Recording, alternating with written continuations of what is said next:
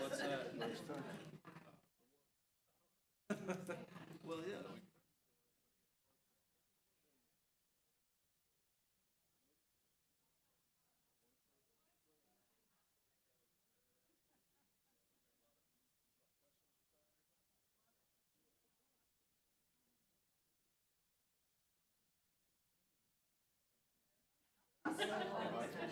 No, well, I had a sick daughter and a sick wife, so I had to.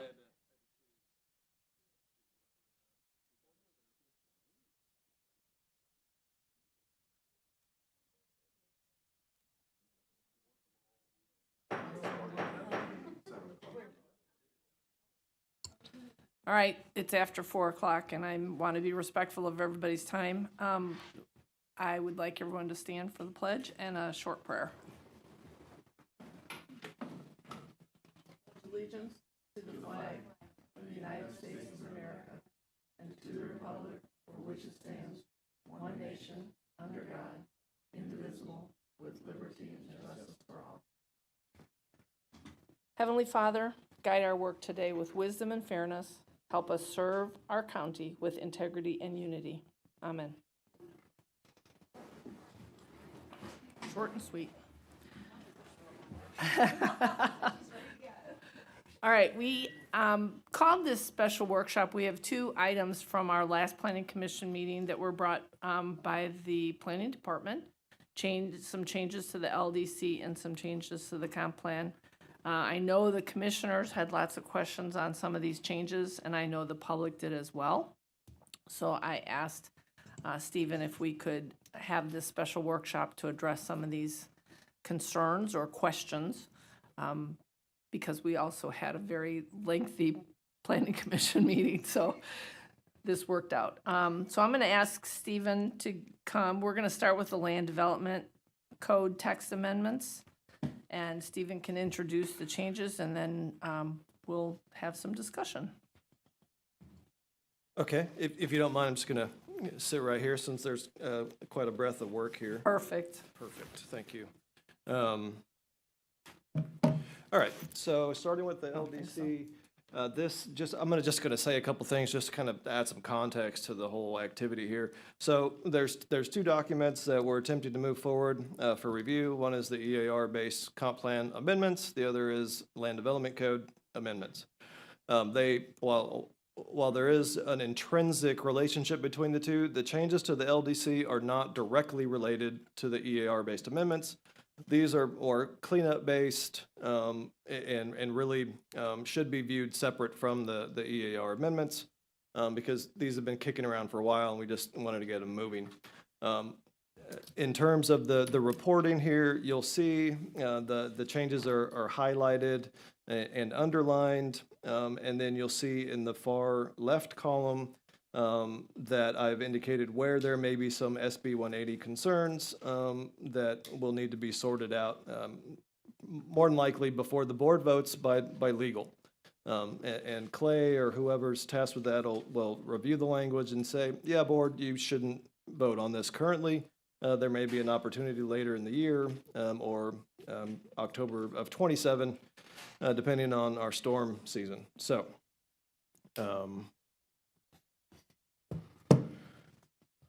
we can do this a couple ways. There's a lot of material here.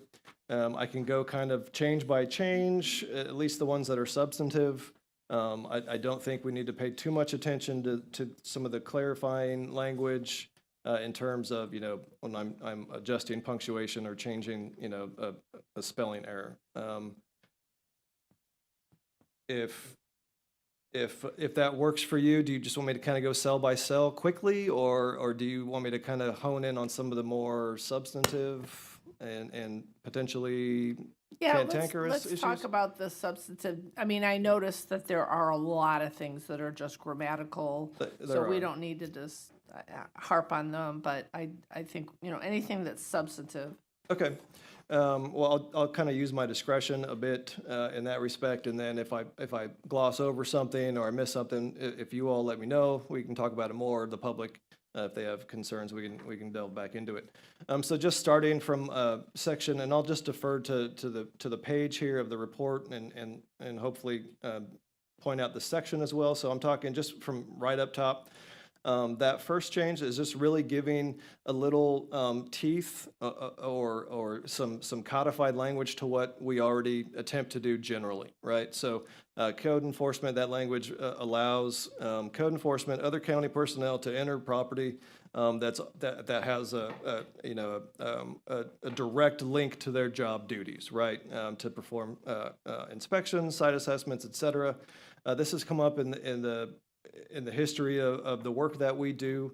This doesn't change anything that statutorily limits, say, code enforcement actions, where they can't just trespass. But what it does is allow us to be where we need to be when we need to be there, in keeping with those statutory requirements.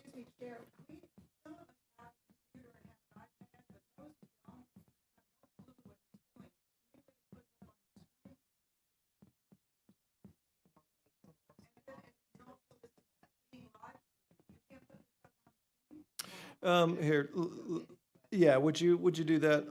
We'll go ahead and yeah, try to get it on the screen. I appreciate it. No, yeah, thank you. Thank you, Ms. Morano. So how about this? So, and until we can get it up there, I'll go ahead and read that section that I think is, that we're talking about here. So under section 10800H, county personnel, this is new language, county personnel, including but not limited to department heads, development order inspectors, engineers, project managers, and code compliance officers may enter onto properties where a development approval request has been made and or where the county has issued a development approval or to conduct inspections, site assessments, observations, for another valid reason, in the execution of their assigned duties and within the scope of their position during the life of the permit or authorization.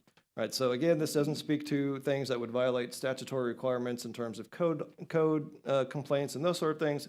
It allows people like myself, project managers, and others to inspect a site when there's questions about certain components of that site during an approval or review process. I don't think anybody on the board has an issue with this one. No. In the interest of time, maybe we can. Yeah, no, I think that's appropriate. Okay, so moving forward, there's some changes to membership of various boards. This was a directive from the county commission probably over a year ago, where they wanted language in there stating the following: members shall serve at the pleasure of the Board of County Commissioners and shall relinquish their seat upon notice of replacement. So that language was added to each board, including the Planning Commission, Board of Adjustment, and the Affordable Housing Advisory Committee. And I remember when that first came up, it reminded me of a line from Flash Gordon when they said that you're here until I see fit to vanquish you from my realm. So that's, sorry. No, that just made me think of the Queen song. It was just playing in my Exactly. head, right? Exactly. Okay, so, thank you, Cora. And this is in the workshops folder. Both documents should be there. Or on the website. Yeah, thank you. Okay.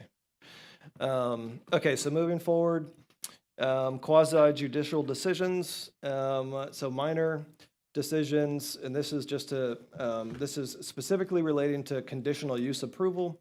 Again, there was a directive from the Board of County Commissioners some time ago that they wanted to be able to, they didn't want to feel like they were being kind of pigeonholed after a conditional use was approved by the ZBA. They wanted to be able to review that in conjunction with the DO. So this language, the removal of the Board of Adjustments for conditional uses, and the addition of the Director of Planning and Development Services for minor DOs and the Board of County Commissioners for major DOs. So what this will allow is not really different from how we've done it in the past, where we would review a conditional use application as part of a development order application. There's an additional fee associated with it.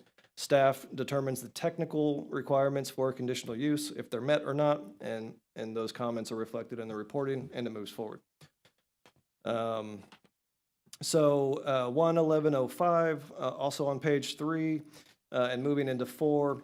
So this, again, reflects some concerns from the public as well as the Board of County Commissioners. The retrieval process for ownership list for our notice requirements, all right? So this sets a time frame and a bit more process in how and when that's collected prior to sending those letters. Moving down into some other specific sign requirements. So this provides some additional notice requirements. Again, this is red, so it may in fact be considered more burdensome in some respects. So multi-frontage parcels require a sign on each parcel or each frontage.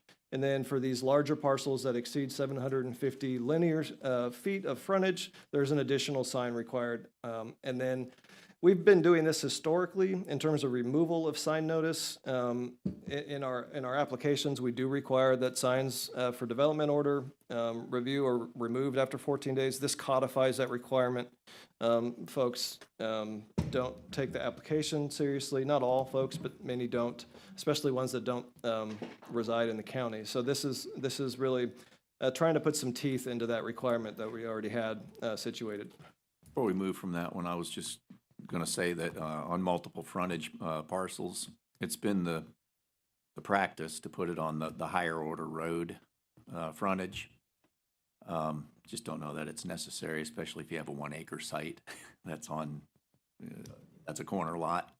Do we really want signs all over the place like that? Well, I think page. That's where we're at, right? Page Oh, 3, 4. Yeah, right where you are. Right there.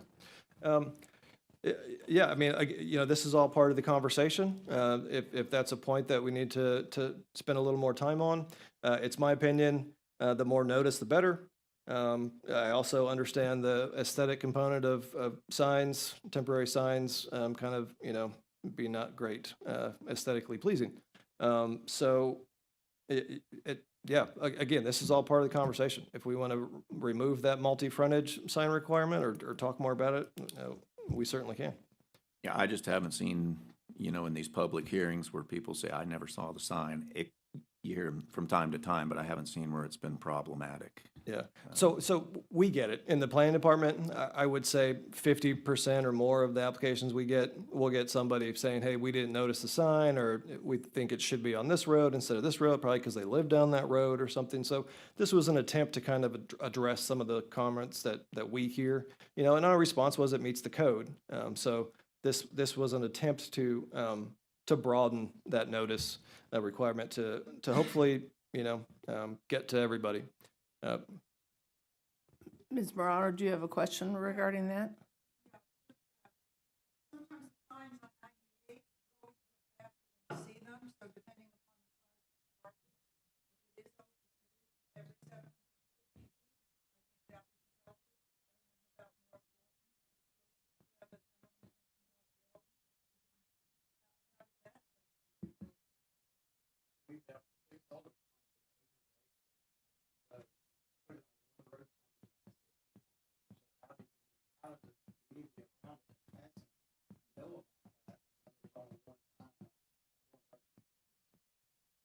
I think the multi Yeah, having. appropriate. Yeah, having a sign on multiple frontages greater than 750 feet, I think that would kind of solve that problem. So we're talking, I think we may be, or maybe I'm just being, or I'm confused, right? So there's two standards here. One, that multi-frontages require one on each. That could be as small as a quarter acre, you know, or less if there's a development order on that site. But then we're also talking about lots with quite a bit of frontage, or if it exceeds 750, then you need two on that frontage. So, I think that that makes sense. okay, Yeah, I think everyone's in agreement. okay. Except for Dean, I think you got a little bit of a, It's not a deal killer, just okay, okay. signs everywhere. No, yeah, As the signs are removed. when That's the what I was gonna Yes, say, exactly. because they're supposed to be removed within 2 weeks after the, did you say that the signs are still up from the call code compliance, please? That should be addressed. Okay, so moving on. Okay, so the next kind of change, and again, this may be an SB 180 concern. So under subsection F of that section, there is a requirement. So currently, there is a mailing receipt no less than 3 working days, calendar days, or working days currently prior to the advertised meeting. So we've found that can pose some problems, right? So we've already published the report, and then we have to go through a process where you know, we're having to continue at the meeting because the notice failure or the notice was identified as being insufficient. So this seeks to mirror our publication date 1 week prior to the meeting. We need to see that the notice was provided, you know, according to the code. Again, this may be considered more burdensome by some folks, and it may not be able to move forward now, but that's kind of to help with some of that. So there's not these late continuances, and we're ensuring that notice is sufficient prior to publication of staff reports. Okay. Yeah. what I was originally thinking that we would have Stephen present stuff and then have people come up and speak too, but if, as we're going through it, I think it makes sense, raise your hand, you can speak to it, so Curtis. Some of these things have detailed stuff. I was going back to item 3 on this one. Remove the notice from 14 days. My question is, can we add some language in there that says, unless a future meeting is planned, a lot of times we put date and meeting cover-up stickers, and these meetings go in 1 month increments, 14 days, you know, those, take it down and then have to put it back up like Right. a day or 2 later. That makes sense, but there are some that are still out there with the 2022 date on them, so. Curtis says removal after the committee's final. So So you could leave it. that's the committee, what I'm saying is, You can have multiple meetings or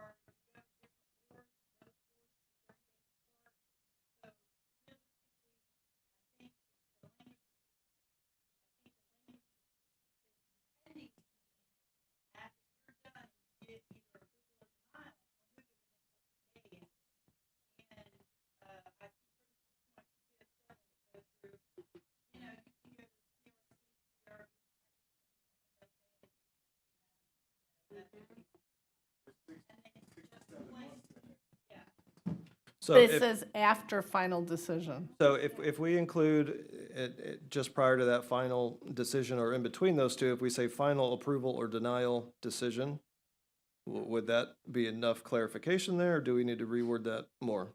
I think so, as long as I'm saying that I read it, the committee's board's final decision, I read that to say, okay, when TRC gives a decision, I No. can take it down and put it back up. No. No, so what the intent there was to say TRC, if the TRC, if it's a minor, the committee would be applicable. So once TRC makes that final decision, then the sign can come down or shall come down. If the board makes the final decision, then the sign would come down after that. But, I mean, I get the confusion.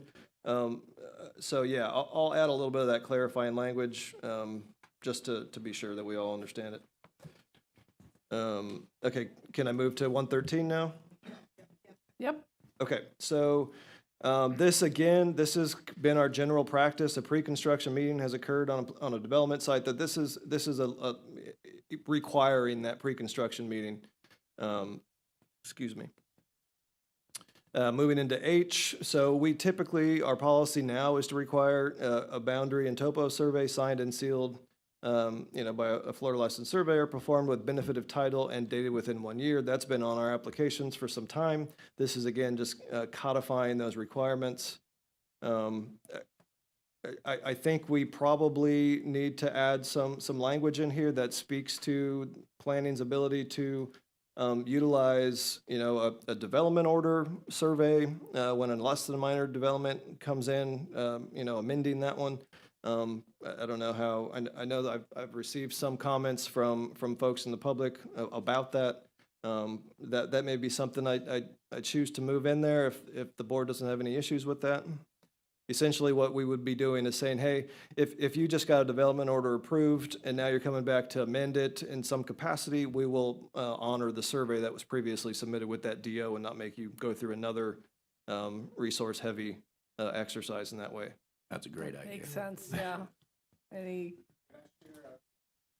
Sure. The email Stephen maybe referred to the South Bay Lumber, that process took 6 to 8 months. Construction's ongoing, this happens all the time. Less than minor DOs, we're just changing something in the process. But these things go on for years, so if we have to go topo a site that's under construction, it's totally changed.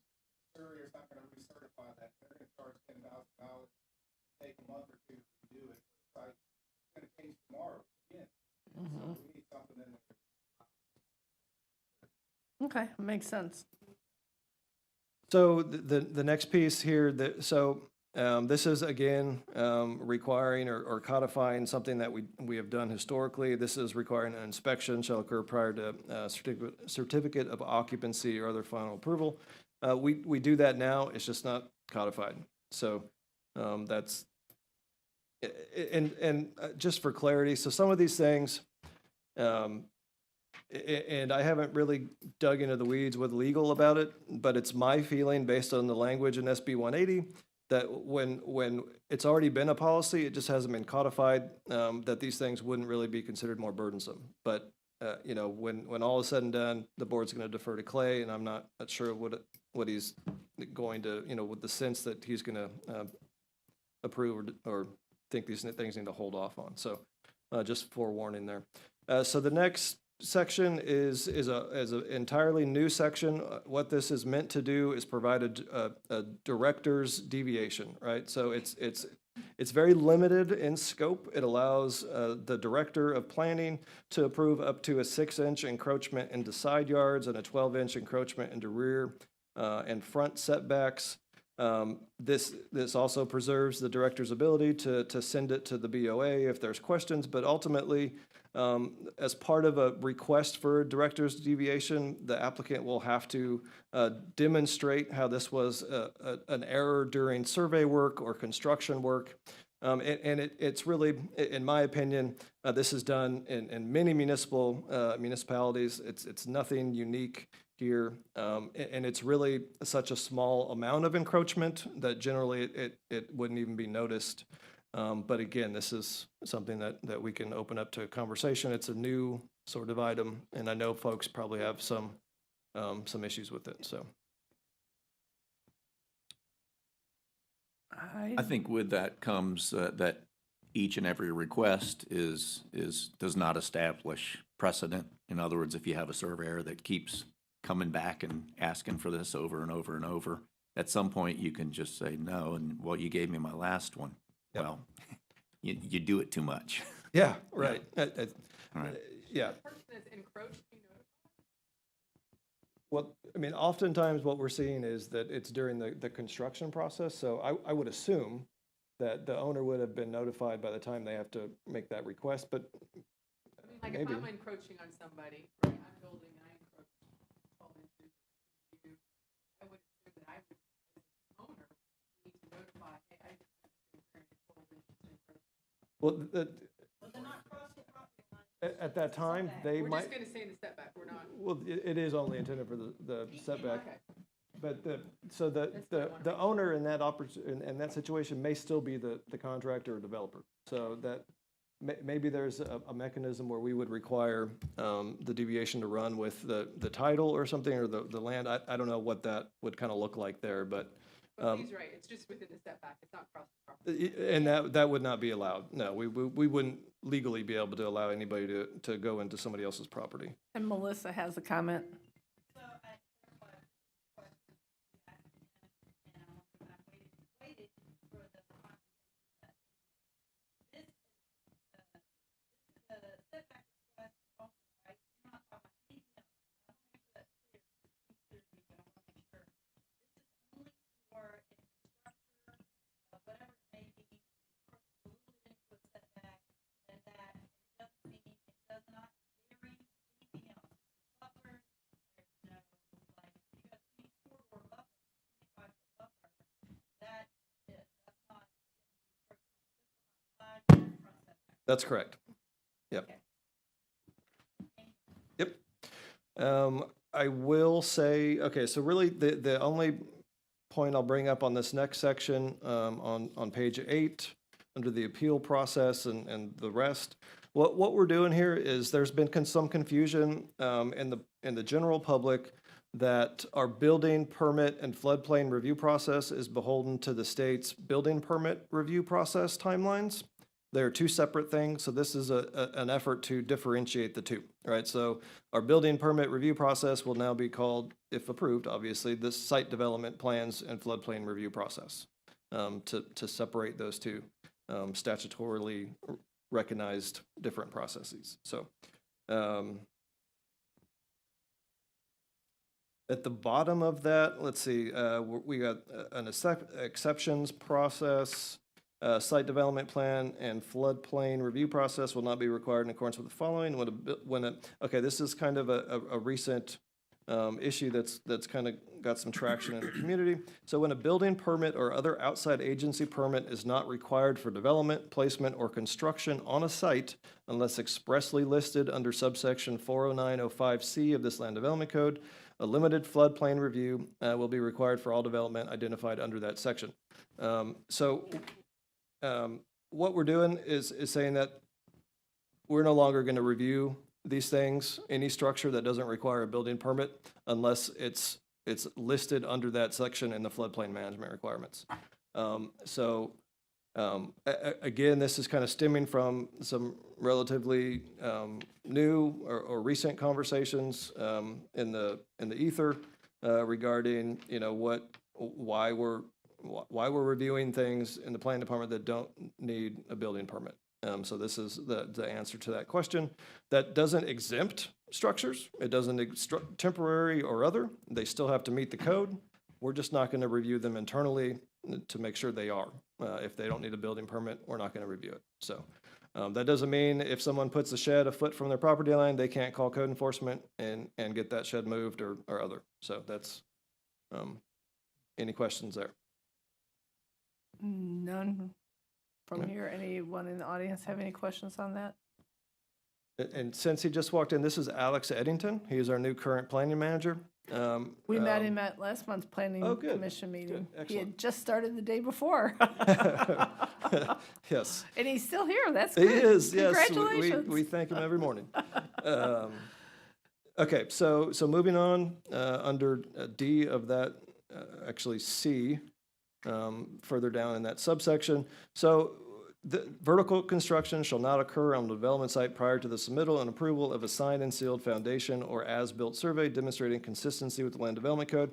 Again, this is an effort to kind of stave off what we find to be a number of variance applications, monthly or quarterly, just based on the fact that we allow folks to start going vertical before they have an inspection, a foundation inspection, right? So if we can catch the foundation being off, earlier, we'll save folks from investing in something that may or may not have to be torn down in the future, depending on ZBA or director approval denial. So, yeah.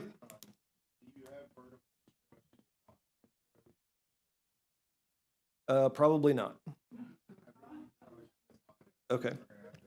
Yep, we'll do that.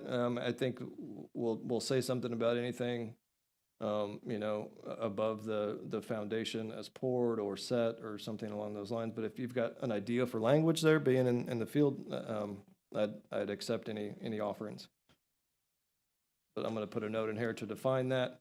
Is that something that the planning commission would want to see prior to including in this? Or is that something I can just kind of cover when I bring it back for a vote? I think you should just be Okay. able to, I think that'd be fine.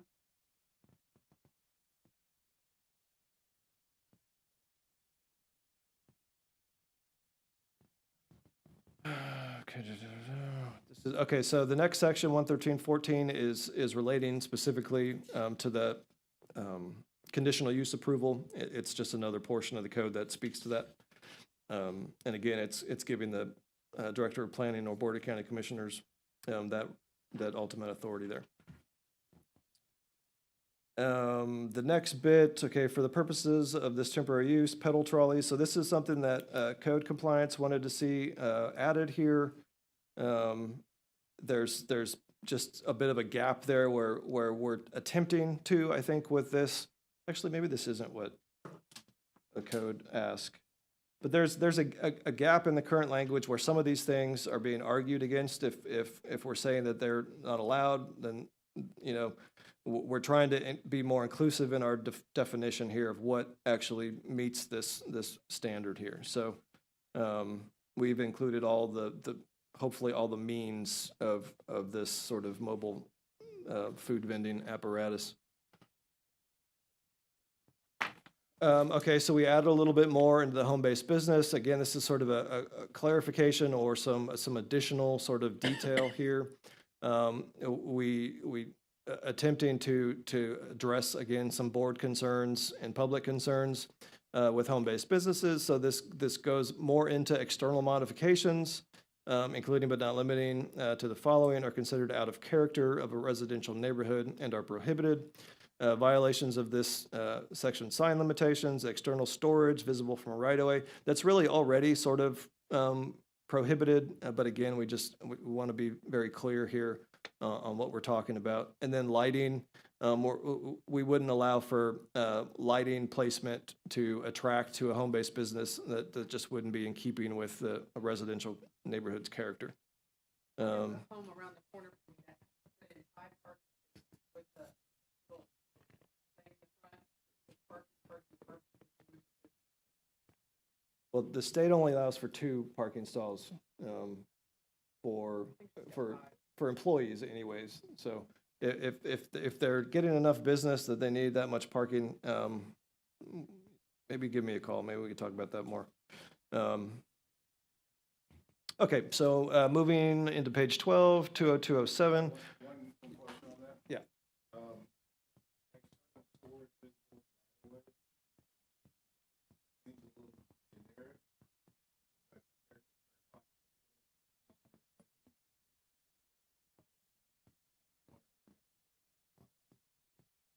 Very generic in nature.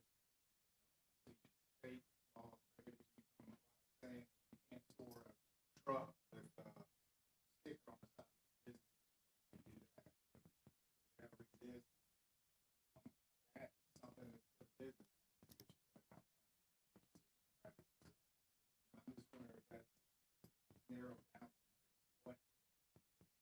So if we say storage of material, wares, product, something kind of define what we're talking about in terms of what the storage is, and then from the right of way, I mean, we could just put in the front yard and, well, I mean, the idea is that storage wouldn't be prohibited if it's shielded from view.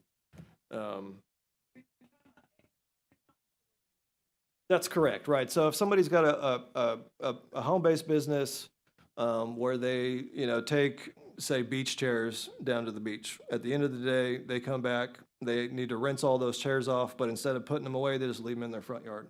That's a problem. So that's what we're trying to move away from. Or sitting on the trailer in their front yard. Right, right. So, I mean, this would allow them to put it in their backyard, behind a fence, behind, some other screening mechanism. But if there's a better way to say that and still capture the intent, I'm obviously here for that. So if you all have any ideas. I think it's just clear, what you're trying to do is just clarify the old language that I think was in the code, said it was visually distracting or something to that effect. This is just trying to codify what visually distracting is. Right, it's really after trying to define what would be out of character with the residential neighborhood, right? So I think so, yeah. Materials, wares, merchandise, that can be added in there. Equipment.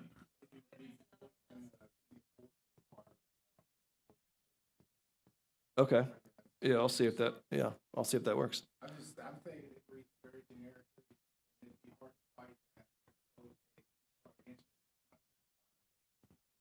Sure, you're right, I agree with that. Yeah, I'll look at the scenic corridor standard there, see if we can put something together.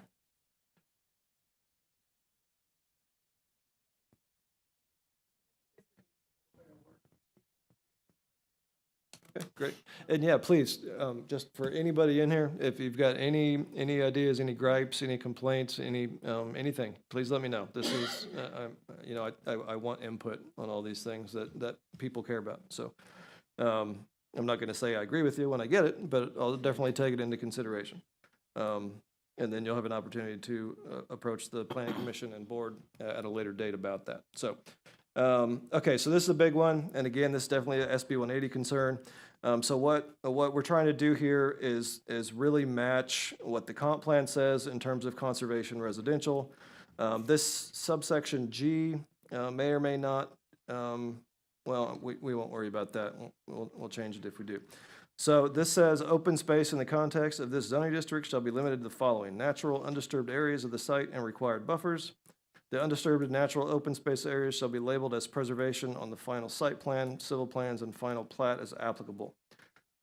So when you look at the comp plan language, it is clear to me that conservation residential is a conservation zoning district that allows for some residential. And that's what this is meant to do here, is to align with that. So I know there are some concerns on what this will do, especially in conjunction with some of the state standards. So I'm certainly open to any conversations here. I have a comment first. And I think this is kind of a gray area because we're using the word open space kind of in conjunction with the word conservation and or preservation. Right, so the comp plan, it speaks specifically to the term preservation in preserving the open space on the Right. site, right, in Right. perpetuity. So that's, and the open space here is attempting to be defined specifically for this zoning district because the comp plan treats this zoning district's open space differently than we define open space in chapter 9. Exactly. So that's the attempt. That's Right. been a problem, because the context of this zoning district shall be limited to natural, just as you read. But that's not how it's been applied, because the comp plan kind of takes it differently, so. That is my contention. It also adds the ability for multifamily limited to townhome development in this zoning district because, well, if you want to put 20 units on a conservation residential lot, you'd be hard pressed to get that without impacting more of the site than you could. So Exactly. allowing for multifamily, that's a condensed, single-family unit that would allow that density without impacting the entirety of the site. At least that's the idea. Ms. Is that what Morano, we really want to do? allow for the clustering out of Well, the, with the understanding that, hey, you can't get single-family homes, in order to get your density, you're forced into doing, townhomes. I mean, I'd hate to think about it being forced, but I think if you want to get your full density in the CR zoning and you can't do it with single family, this is hopefully throwing a bone to folks that still want that density without tying their hands too much with single family development. So, I think it's an SB 180 concern, because Oh, it absolutely could be. As it was Yeah. before, Yeah. you know, open space included swimming pools. sidewalks, yeah, Retention areas, yeah, recreation areas. yeah. Things that are, you know, a lot of it's hardscape. Then this definition doesn't include wet ponds or dry ponds as far as retention. Right. We've got flood requirements that have increased what we have to do as far as, you know, stormwater ponds and retention areas. Yep. Yet this is squeezing us from the other side. Yeah, no, I get the concern. I think And it's a valid one. I think it could even be a Bert Harris matter, especially like in the conservation, 2-to-1, where you just simply can't get 2 units to an acre unless maybe you did townhomes. Right. Or a condo. Yeah, I strongly suspect that this will not make it through the process currently, but because I agree. I think it is the language, though, I would argue all day long that I think it exists in the comp plan currently. It's not something we've been doing, So, so it would be Stephen, more burdensome, You know, we have like 18 months left on SB 180. potentially, yeah.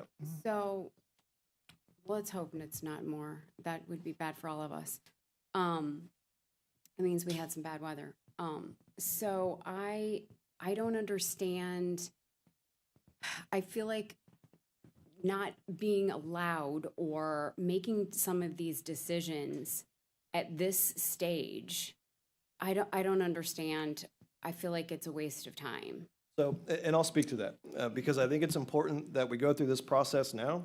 So if and when so there's some interpretation of SB 180 that will allow for limited movement of some of these things August of this year, based on life safety and those sort of concerns. And even if we have to wait till October of next year, the fact that we're going through these review processes now will shorten the review processes later. But I don't want to eliminate something that would not be an issue in 18 months. I think this is really important to have in there. Sure. And I don't understand, like, now we're going to say no, and now this is what we've pigeonholed ourselves into, when in 18 months, it might be perfectly fine, as long as that's what the majority and the masses want. Right. I don't disagree with you. But I think our hands are tied, really to move it forward currently. I don't, Is the department absolutely. proposed and eliminated? Yeah. SB 180? Yes, That would be brought right back. that's exactly right. Yep. And I think that's, I Yeah, hope it no, is too. I worry that anything- it won't be. Anything that's pulled out of these instruments now during this process are going to go on my shelf. And then when we can do it again, we'll bring them back again for more conversation and approval or denial for that matter. We vote on this in a couple weeks, then it goes to BCC. And then when are we implementing this? I guess when's the implementation? So, I mean, if everything makes it through the process, Yes. and assuming that either all the SB 180 concerns are pulled out or addressed at some point during the process, there's I think a 30-day period that we have to wait after the board adopts before we can implement them. Okay. Yep. Wait, Until legal tells me to pull it out. That's my intention. Yes. Ms. Morano?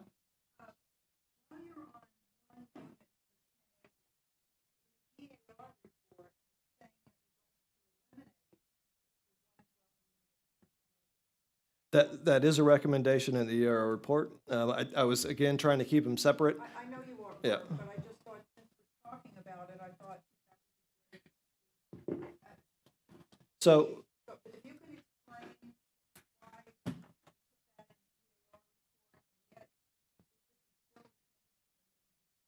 Land Development Code. right. So, Explain it for us. yeah, so I mean, my intent in including both the 1 to 10, CR 1 to 10, and the proposed changes is twofold. One, because this is, again, a sort of a separate exercise and instrument, and it may come to fruition that the CR 1 to 10 doesn't get pulled out of the zoning, that it is kept, that the board ultimately decides that they want to keep the 1 to 10. So I just want to make sure that this is included in the language if that's the way it goes out. Yep.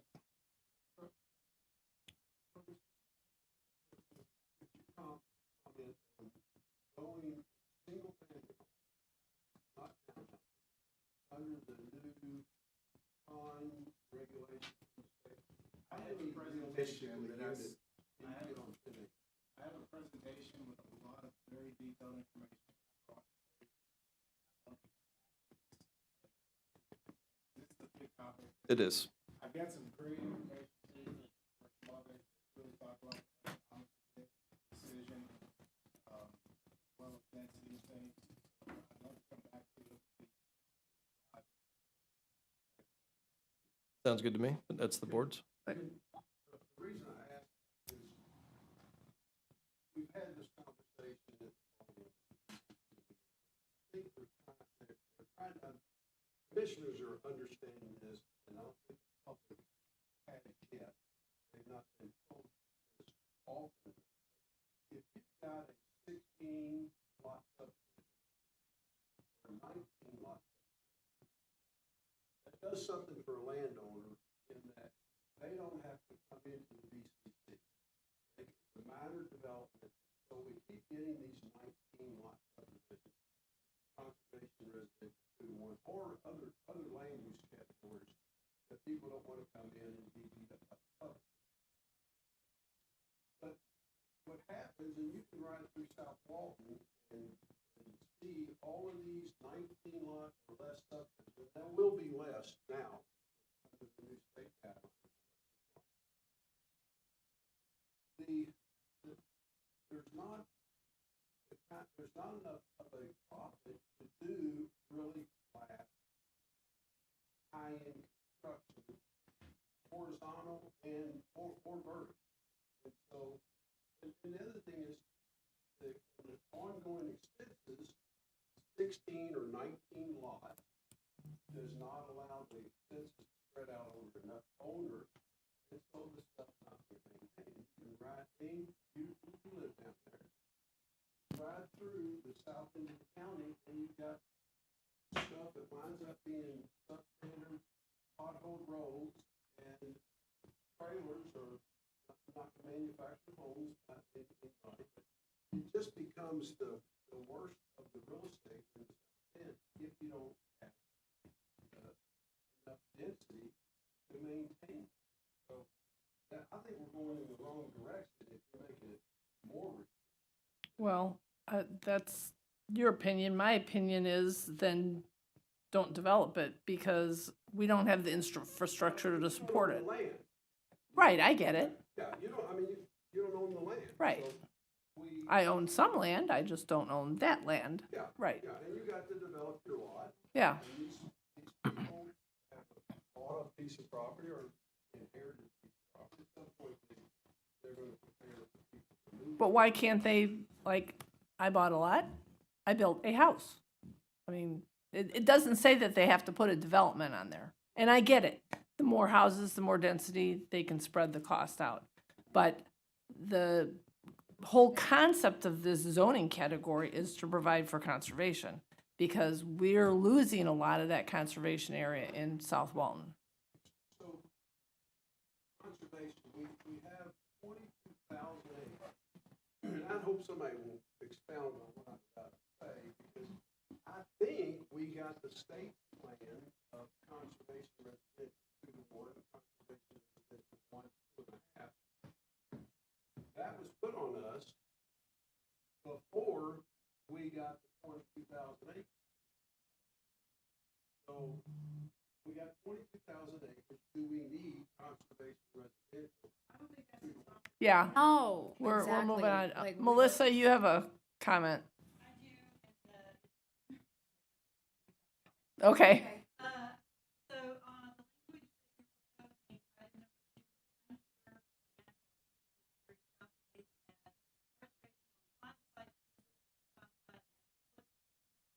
I would recommend you change that to conservation.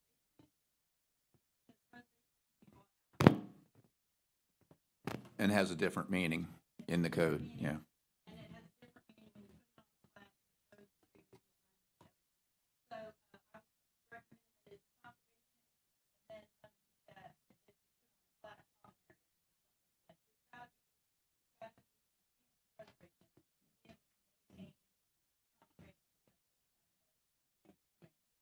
Yeah, on the plat, it would have to be identified also as common area, limited common, or whatever it actually functions as.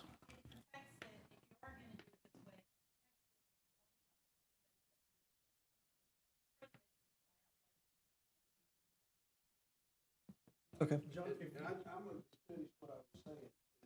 So what we wind up with over this, and even more restricted, 16 lots on 10-acre tract.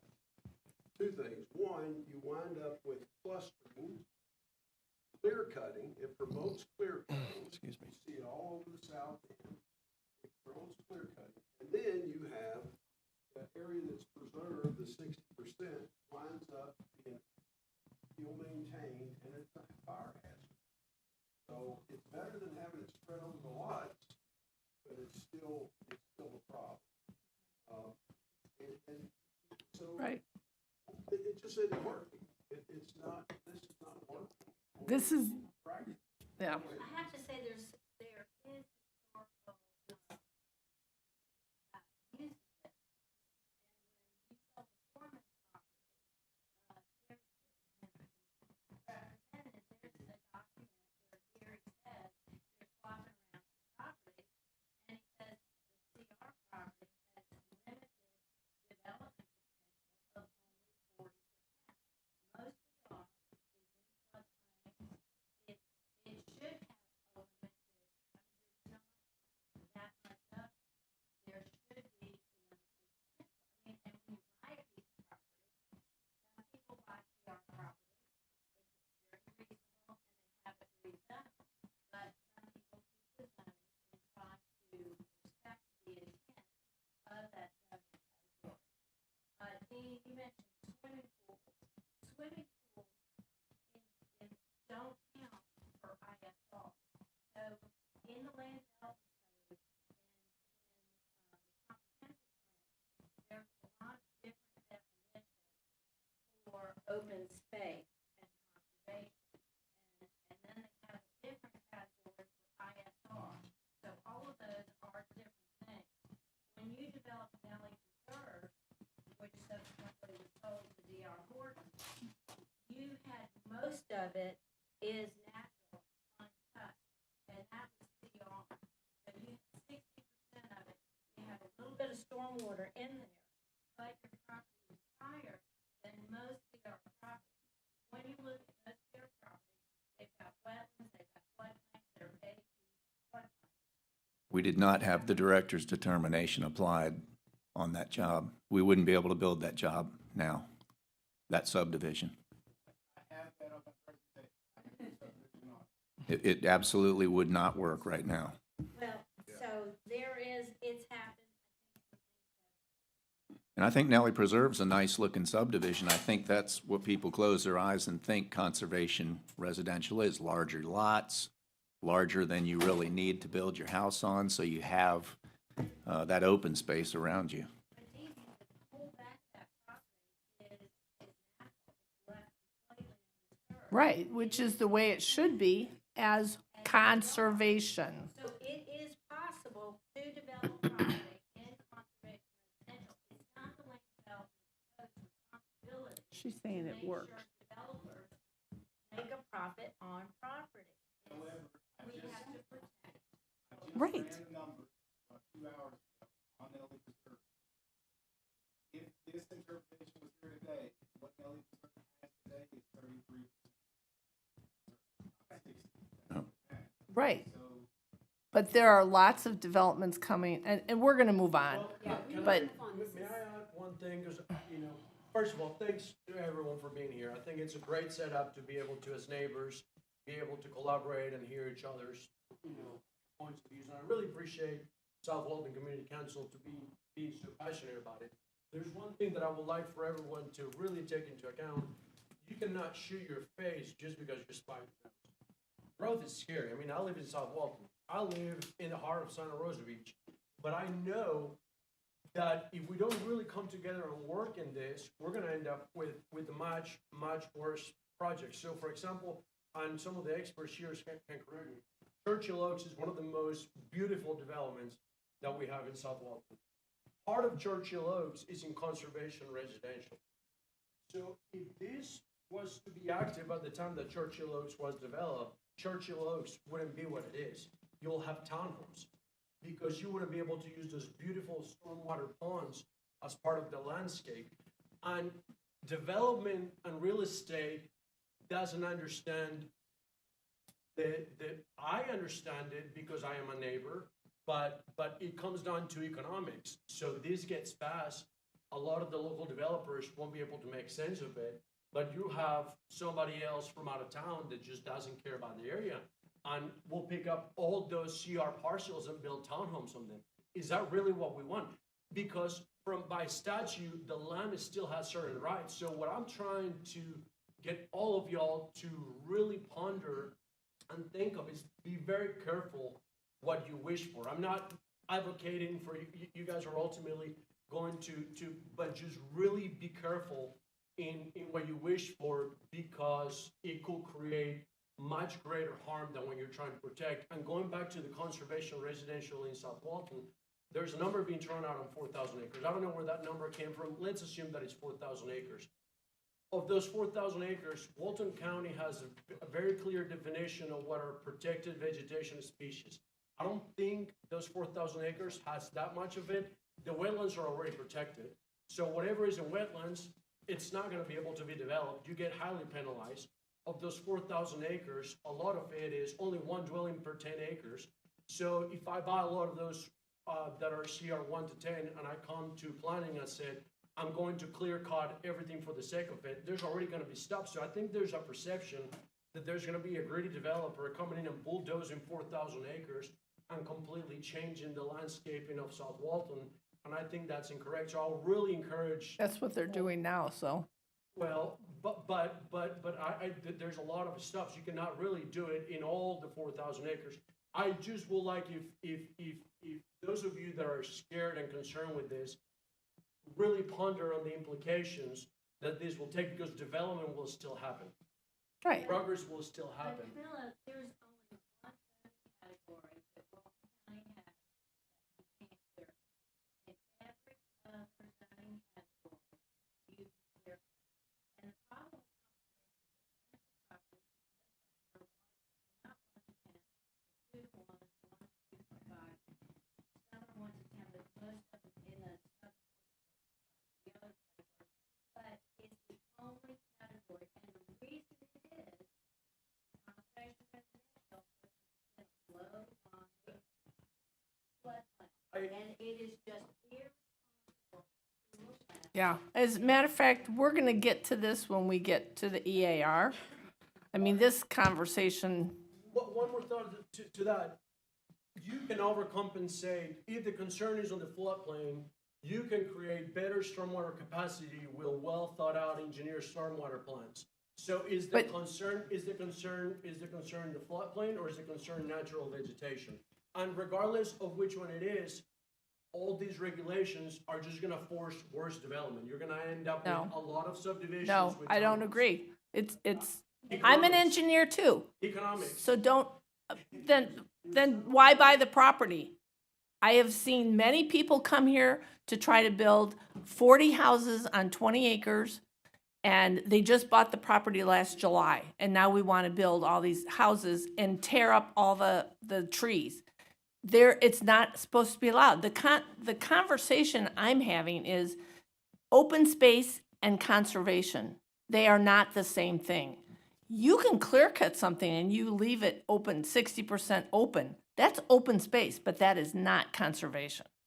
So this language is changing it to make it so that it's conservation. Yeah, so you will end up with 10-acre subdivisions with 20 townhomes on it. I mean, that's what we're doing. If I could just kind of rein this back in. Thank All you. right, we're getting a little, and I get it. There's a lot tied into this proposed language. And I just want to say a couple things, and I think we need to move on. So this is based specifically on what the comp plan says. This is attempting to align this zoning district with the land use. Now, if the land use is incorrect, and not in keeping or considering development, then I think that's something that should be discussed as well, right? But that's not what this is attempting to do. I'm not trying to I understand the ramifications of this, but I also firmly believe that the Land Development Code needs to implement the comp plan. So what I'm hearing from some folks is the comp plan is the issue. So maybe that's a broader conversation that we need to have. But if we can, maybe revisit this because it is such a hot topic later in the evening, or maybe a different day. Okay, we'll move on. Okay. Ask one question. Yeah. What are you defining as native? So anything that is currently existing on the site that is not an exotic species, essentially, right? So, the splash pine that makes up 90% of right, so. because it was all St. Joe, and as fast as it happened, ecologically, it's not a good product. We need to do restoration, long leaf and things like that for my kids. Not for anybody sitting in here. I'm very passionate about doing conservation. I'm gonna do it on my farm. So when you start handcuffing people, realize that you're not gonna get restoration, you're not gonna get good stormwater ponds like you people are saying here. And this is a frustrating situation if you're trying to do the right thing. So where is it that we define native species? Because this was St. Joe. It destroyed our land 50 years ago. And I'm dealing with it. It's mosquito control that has destroyed my property with their ditches and their berms. So at what point are we gonna look out for the landowners that are trying to do the right thing? Right, so that is a very real concern that should be part of a much broader conversation in respect to this zoning district, right? Because, look, I agree that what this language does is tie hands. There's no doubt about it. It reduces development rights, but again, I think then that the problem lies in the comp plan and not the LDC, and we need to have a conversation about that. Okay. So, all right. So 20214, this neighborhood infill, there's some language up front that just seeks to kind of provide some additional detail as it relates to compatibility and just the general language under the development standards.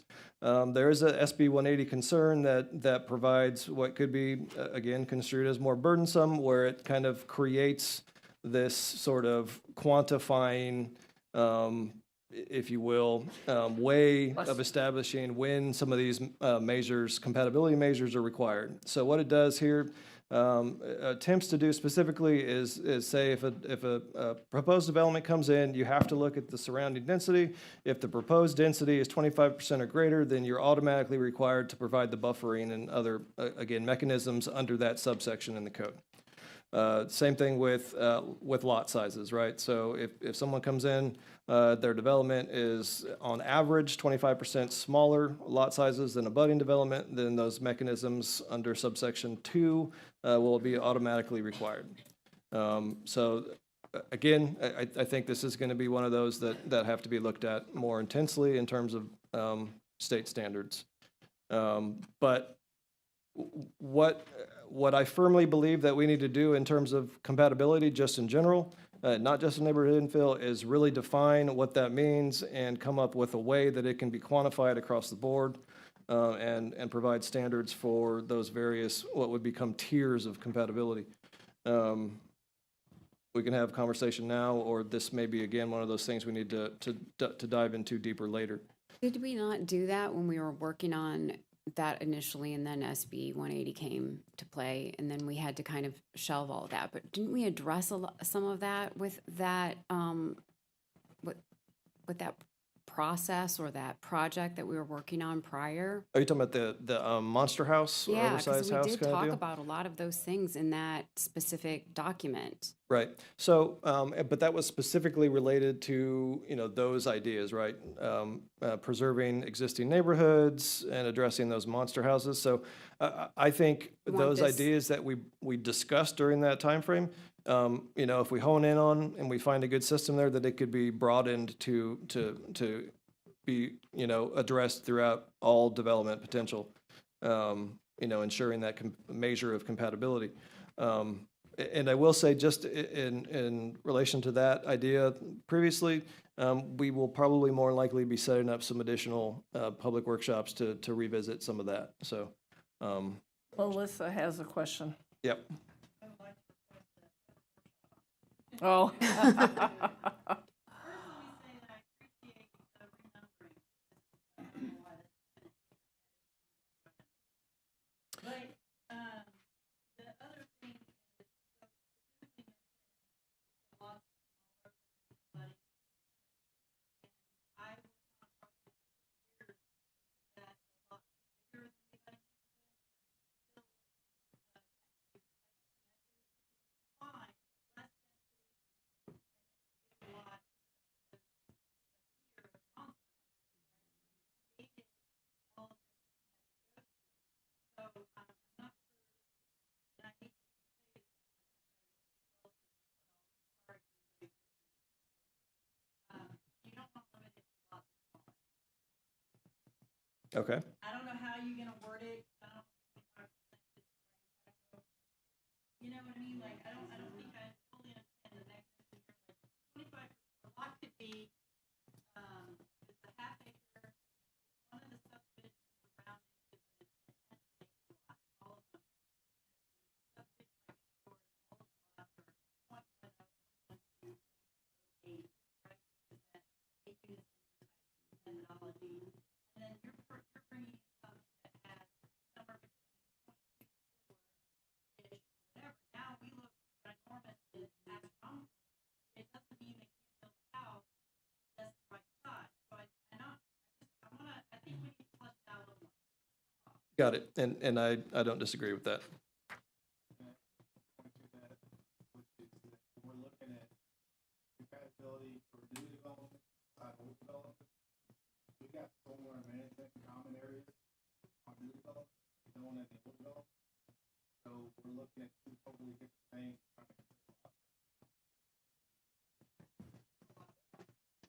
Yeah, yep, okay. No, those are all valid concerns. Okay, yeah, let's definitely approach that again in the future here. Maybe that needs to get pulled out and retooled a bit.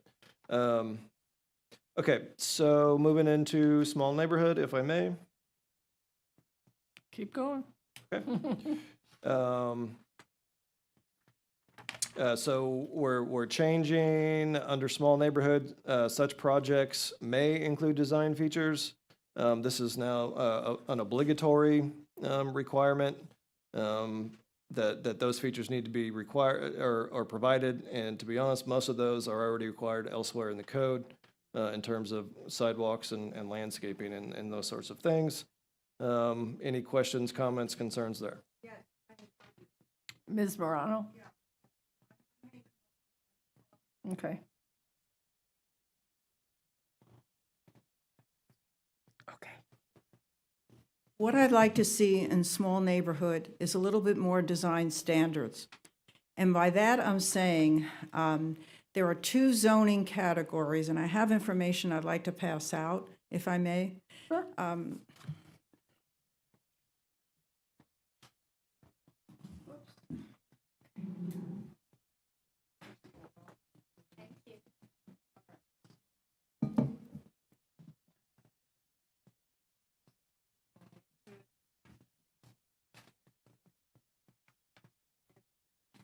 One for Dean.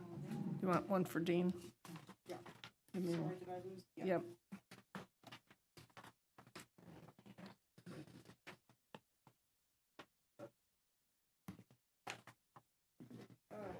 Here we go.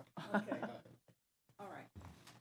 Look at, now I'm going to pass out neighborhood commercial.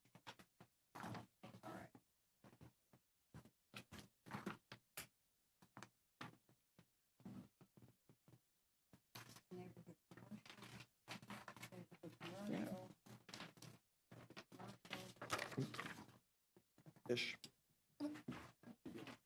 No, I didn't get one. No, I know, I just had some concerns about that. What's that?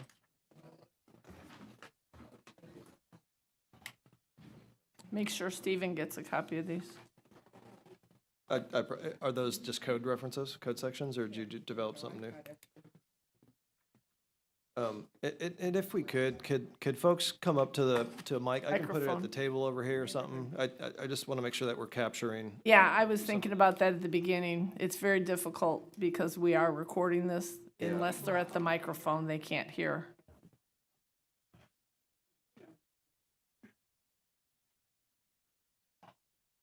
Okay, since Stephen brought up small neighborhood, let's look at G2.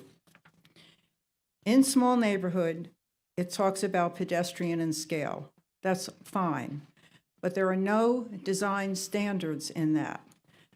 And small neighborhood is mostly in every place except North Walton.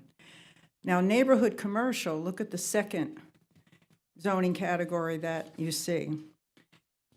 In neighborhood commercial, you can do neighborhood commercial uses, but flip it to the G. And you see, basically on number 2, outdoor storage, outdoor broadcasting or music, and any outdoor display of goods is expressly prohibited.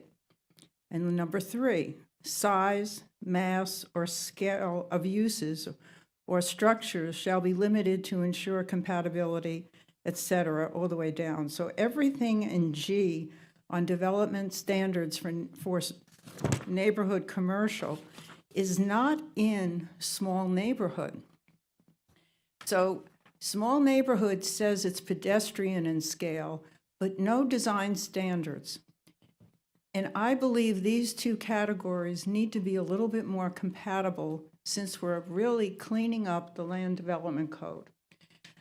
We had a situation that you know of, and it's still being talked about. But there are other small neighborhoods that there's going to be commercial in. And we need to have design standards. And those small neighborhoods could be on 30A, they could be on in anywhere. And I am asking the Planning Commission to ask Stephen Schoen if he can consider putting some of these design standards in small neighborhood.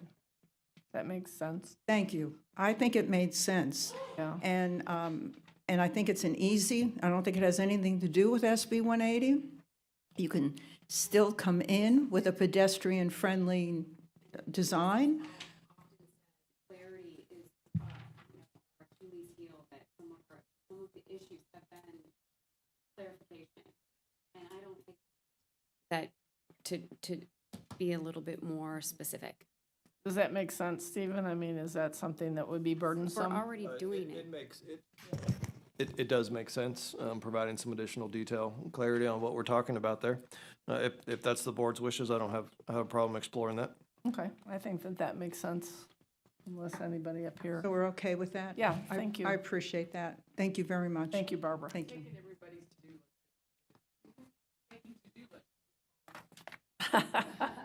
Lisa's taking notes. Yes, ma'am. Hi, Lee Moore, with Scenic Walton, and I agree completely. When Barbara brought this to my attention, it almost feels like a mistake that it was why, I can't come up with why neighborhood commercial would have more guidelines than small neighborhood. I can't logically come up with that, and there have been so many things that good planning staff have noticed in the code like this that just don't make sense. So I swear I'll be so glad if and when SB 180 is ever gone. I'm so over it and tired of it. I'm tired of saying it myself out of my own mouth. But, you know, with SB 180 and how to deal with it, that's how I feel about this particular issue. It feels like a mistake. I don't know why it would be this way. It doesn't make sense. Let's fix the mistake and get on with it, and hopefully SB 180 won't get in the way. Okay. Thank you. Thank you. Melissa, Can't sit in the back. now you have to walk. I know. Have.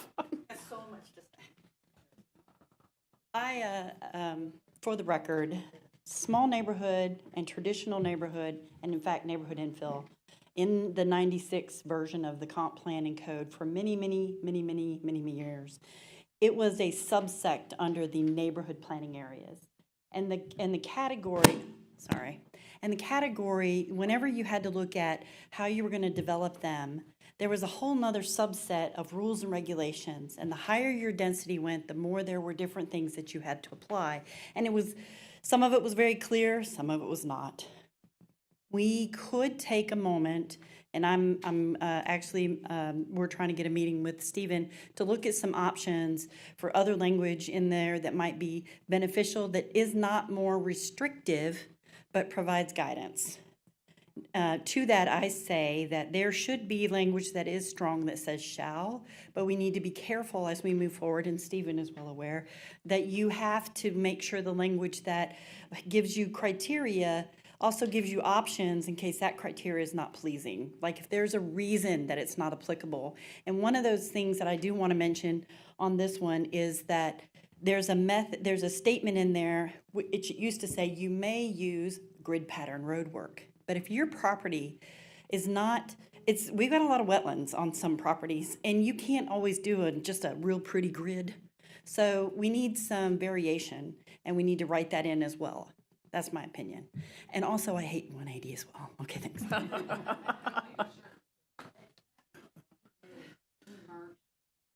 Okay, anything else on that particular component? I think we're good. Okay, moving on. Under coastal center, there's just some numbering corrections there, just like the previous. And then this isn't actually a reduction in FAR. It is just ensuring consistency with the comp plan. That is the FAR limit currently in the comp plan for that land use and zoning district. The next change for village mixed use, this is kind of a doozy, probably one of these that we're gonna have to revisit. But essentially, village mixed use has been a problem for staff and I think the public for years, since I've been here for sure. So what this is attempting to do is provide that level of clarity, consistent with the comp plan, at least my take on it. I know there's some disagreement in the audience, and rightly so. But what I'm doing here is requiring that the residential use component of the development site shall not exceed the residential use component of the development site shall not be less than 25% of the development area, and no single use component of the development site shall exceed 75% of the project's development area. This excludes vertical mixed-use building areas. Recreation use area shall be available, accessible, and usable by the residents of the development. So there was some confusion previously and we were stuck in a position before I continue. So what this does also is it limits or reduces the limitation on village mixed use, single use projects from 3 acres to 4 acres, considering the changes, providing some additional flexibility there. So prior to this change, what we would see because of the nature of the language in the comp plan, or excuse me, the code is the policy was that there had to be a rec component and there had to be a residential component. So we would get things in here like a Porsche dealership, that we would, make them fit a public park, a small pocket park that probably would never be used other than maybe a couple times. And then a residential unit, an apartment dwelling unit, above, right? So that certainly, it in my opinion, never met the intent of the village mixed-use zoning district or the mixed-use land use. So this is really an attempt to create what I think the comp plan was ultimately after, were neighborhood serving, mixture of uses in VMU. So I know Curtis has some pretty strong feelings about it, and I'm certainly I'll entertain any of those now. And I do agree with some of his. He sent an email out earlier, and what he's saying makes sense. I would ask that he'd say some of those things now if you have the time.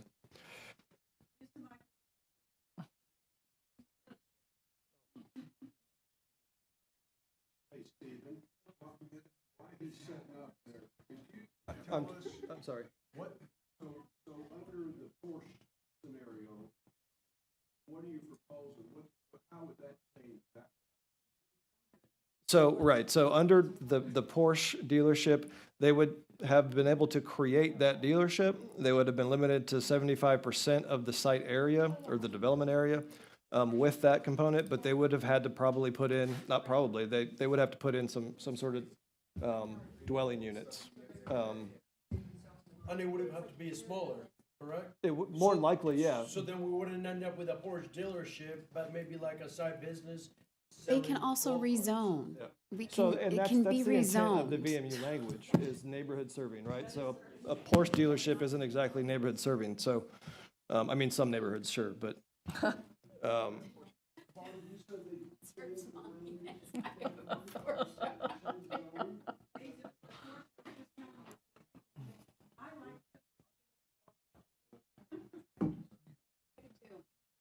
Is Highway 98 really neighborhood served?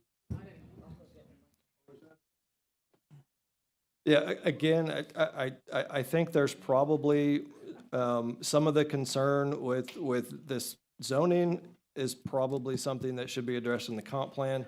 But I think the current version of the comp plan is pretty clear in what the intent of the VMU is. Now, I mean, I think there's probably some disagreement on what neighborhood serving actually means, and that's something we can explore. And certainly, again, you know, this is all, in my mind, starting points. So if 25% is the wrong percentage, 75% is wrong, like that should be, you know, part of what we're talking about now.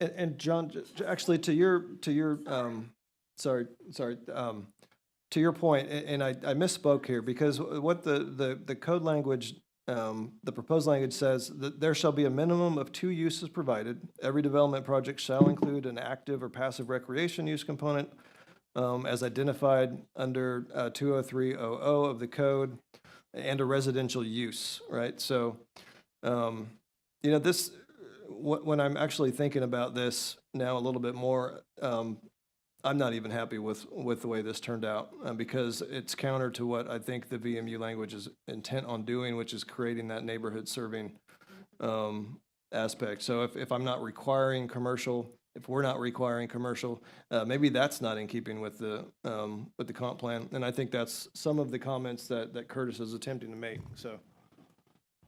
Maybe. Apparently they can't plug in a thumb drive. Oh, yeah.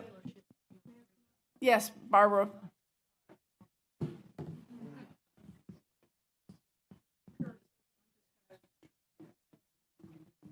Village mixed use has always been an issue. Let me give you a better example than the Porsche. There is another gas station coming up on 98 and 393. There are 2 gas stations there already. There's going to be a third one. It's village mixed use, and they were required to put in a residential unit in this gas station, because this code was not changed. This code is going to help that gas station. So we're going to have a gas station, and we're going to have a house. The next thing that is crazy, and I'm sure the gas station people are not happy about that. The next thing is there's a 5-acre, huge gym, medical-type building coming in on 30A by Topsail, village mixed use. Because there's no minimum residential requirement, they're putting 4 nice little apartments in this big 5-acre monster building that should not be there. because there was no minimum residential. So developers have found loopholes. And I believe, Stephen, I don't think you should mess this up that much. We have to look for some kind of minimum residential component if it's over a certain number of acres, because you're going to change what village mixed use is. When I saw this, I was just delighted, because this is what I've been fighting for years.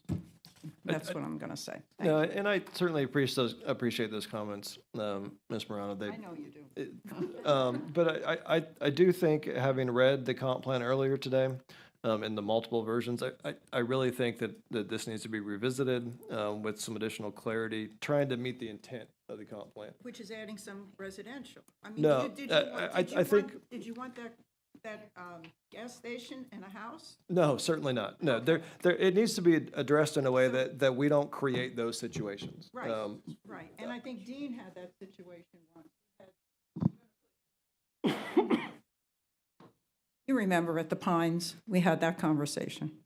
You remember? At the Pines, you had townhouses, and then you were going to put some recreation, little area, and some bars and all that. You Yeah, remember that that wasn't situation? village mixed use. It- That was a different zoning category. I thought it was village mixed use, but that's okay. But we But solved it. yeah, the public use, the park Right. scenario. Right, we solved it then. It You've got- becomes, I think even in village mixed use, it can be problematic because you're inviting the public onto somebody's private property. And what do you do about liability? You And know, that was- people have gone to putting their sidewalks in the DOT right away because they don't want people, the liability of somebody, Tripping or a something. bicyclist Well, or I a mean, golf let's cart running take into a another look at pedestrian. it, but I'm very much want a minimum residential component so someone doesn't do what I just explained. So thank you.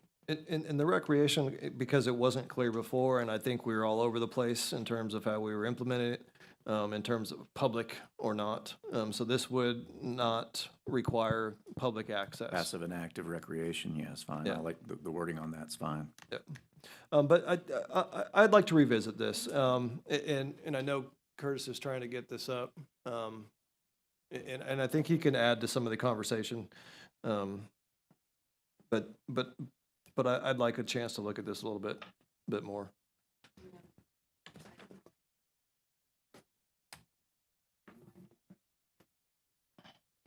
I think some consideration should be put into it, though, that a lot of these properties located on Highway 98 are not very deep.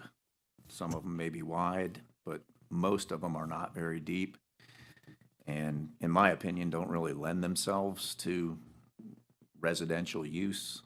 So maybe some sort of mechanism where if the property is less than X amount deep, where literally you're gonna have townhomes or whatever right up on 98. Yeah. That's probably not There appropriate. may be some kind of mechanism there where it's not appropriate and obviously not appropriate. There's a way to get around it. Yeah. All right, so about the. Yeah?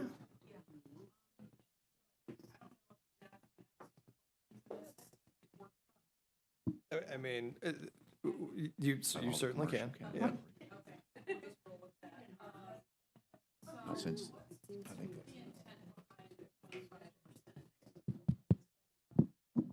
Well, there's no percentage there, and the intent was to get away from these times wanted where to we're requiring one dwelling unit go with over a the Porsche dealership, right? So- Rationale behind the 25% and 75%. Oh, yeah, sorry. I'm gonna just toss something crazy out. Yeah, let's go. Do we need village mixed use as a zoning category? Do we need residential? Component of a The village. Do we Component. need that zoning category? We have a lot of it, and we I have a know lot we of do, existing but development in perhaps it. it should be eliminated. It seems to be causing a lot of issues, and we have small neighborhood that kind of is like a larger scale version of it. I don't know. It's just a thought. It's got a really weird history, and I think Curtis is kind of going to Well- go over it a little bit, but it seems like it's kind of morphed over time, but it was Yeah. intent to be like really intense at one point and then kind of dialed back, and, it is a really strange kind of zoning. Listen, can Melissa tell the history really quick? Well, And then Curtis Well, can. if you could, I just wanted to share the, I started creeping up when they started I talking. wanted to share the quick history of all the problems that we're currently having. They occurred in the December 2018 code update. That's when it started. Hold on one second. I agree with you, so Yeah. we'll leave it at that. Number one, VMU used to be one category. Then it was two. Now it is three in one. That's why it is way messed up. Yep. And that happened many moons ago when they were trying to clean it up, and one of the county commissioners said, can't you just make it one? And they were very insistent, so they blended them together, and now you have multiple location criteria that are not feasible. In addition to that, the one that's in Black Creek's got nothing to do with the ones that are on 98 and 38. And so if you're gonna create special categories for special roads, which I don't hate, do it with the right name and do it with the right way. All of this conglomeration is, as you said, a small neighborhood in a different way. It is not the same thing. But 100,000 years ago, when dinosaurs roamed the earth, we had 12 units an acre in VMU that had a mixed-use criteria. That's where it started. Bingo. The 12 units an acre was a secondary thing in VMU. And it said, if you want to do this, you got to make a mixed-use project.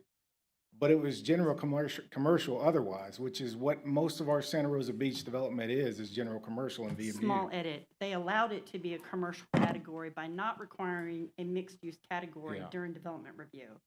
That's not the same thing. I'll leave, he can go on with Yeah. this. So that, so what's on the screen here, I don't know if you guys have this in front of you, is prior to the 2018. And this is where we just got the zoning, I believe, when we brought zoning in, so it was all under future land use before. It used to be under mixed use centers, coastal center mixed use, VMU, and town center. Coastal center mixed use actually is primarily still general commercial today. VMU got changed over with this provision that we'll look at in just a second, but really, if you read the code prior to that, it basically said it has a base density of 12 units an acre, so long as the units are integrated with compatible non-residential development. And for parcels less than 3 acres, the mixture of use does not apply. So that's kind of where there was no neighborhood commercial, it was just commercial, which were all the general commercial uses. So, and then when you go down to the development, primary uses allowed, it actually says general commercial, public uses, civic uses, entertainment, recreation, VMU limited lodging. So prior to 2019, I should say prior to 2019, because it was adopted right at the end of 18, it was primarily used as general commercial. And then the density, you basically got some bonus residential density if you did the mixed use. So when we changed it in December of 18, if you'll step forward one.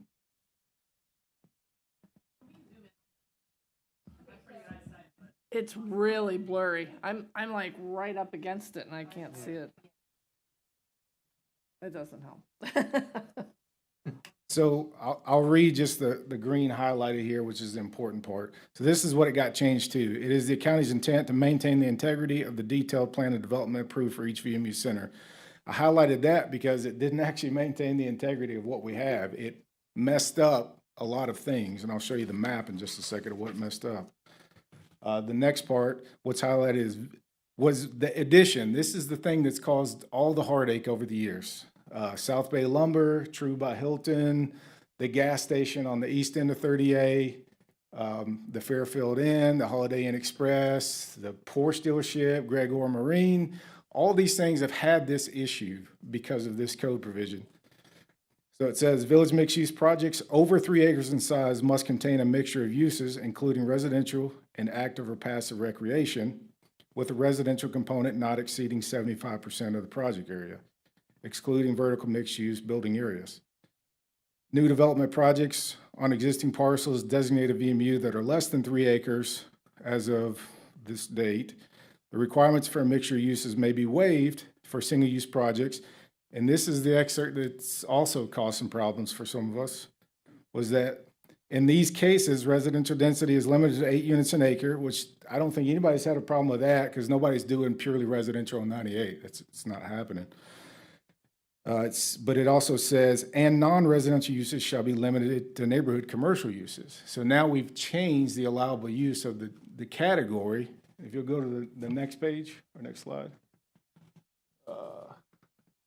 This defines general and neighborhood.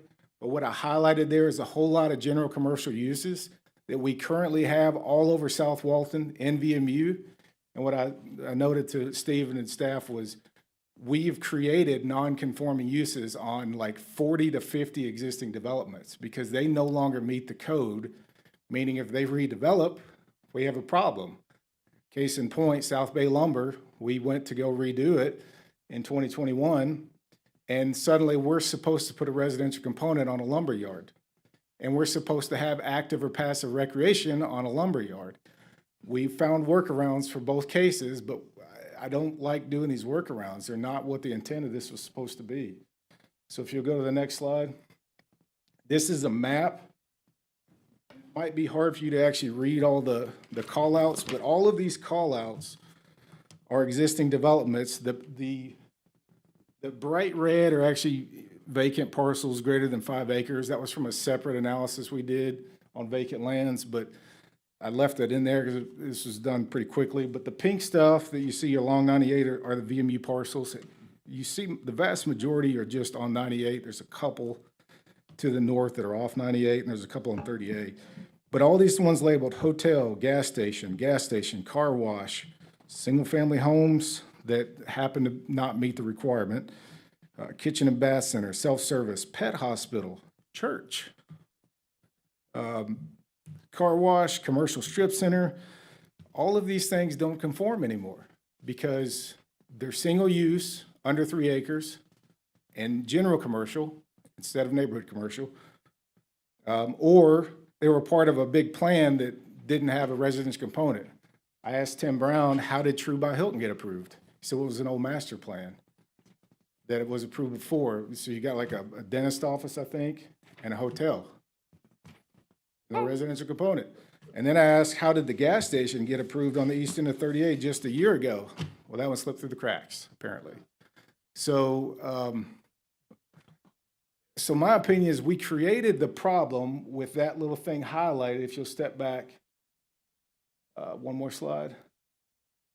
That section right there, number 7, is what created this problem. And it feels like someone just added it in. I don't even remember the conversations about it, honestly. But every project that we've had come in since then, Dean, maybe you've had some too, we've had this issue to try to find a workaround to something I just don't think was ever intended. So because we don't have general commercial in South Walton, we really only have VMU.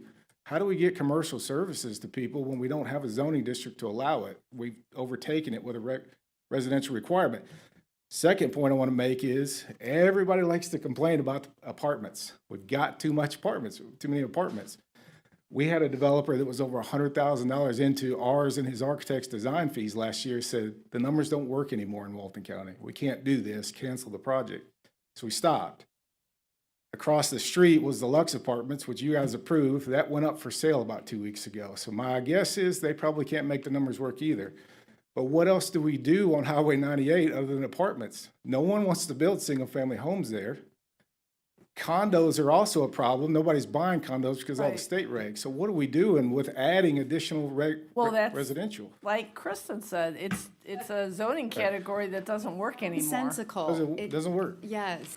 I think the origin of the mixed use and the residential component in village mixed use was the idea of, a office or commercial use on the ground floor and you have units above. Works pretty good on 30A, not so much on Highway 98. The Abacos, the condos up above the beer place, the Growler Garage, and that works all right, but you're on 30A. You walk right across the street, you're at the beach. Most of the residential places are rentals. I just don't know that it's something that works on 98. So Can you step back forward to the map there? So that was just the west side. If you guys want to look at that and see the pink parcels, those are all the things that are kind of non-conforming. Step forward one more. I have these maps. I have one copy if anybody wants it, and I also have them that I can send to you digitally. I've sent them to Steven, I believe. Yeah, I got them. There's a couple more there, non-conforming now, and then step forward one more. We've got a couple on the east end as well. So we've created a real problem for these folks. South Bay, we found a workaround. It wasn't a good workaround. We honestly, I can't believe MAC approved it, but we did find a way. But everybody can agree, we need to get rid of the blight that is South Bay, and we've been trying to get that building torn down to build a nice new building, but we had a hurdle with this thing that was added for, I don't know what reason. And I would hate to see us double down and require even more residential, because that means South Bay never gets torn down if we do that. You know, it may be Curtis, hold worthwhile. on one second. You said you have copies of these maps? I have one paper copy, and I have the could- digital that I emailed them. I can email them. All right. Yeah, okay, there you go. It may be worthwhile, and this is, it may not be appropriate, maybe it is. Maybe pulling the zoning language out of some of these, at least the ones that have created some Headaches? conversation. I mean, I wouldn't label it as a headache. I think everybody's got a No, good comments. yeah, so, Yeah, and maybe we set up in the future, hopefully not too far down the road, some additional conversation as it relates to, specific to these zoning changes. Sure. And we're done with them now, we're moving into different sections, so I think the rest of this might go a little faster and be a little less contentious.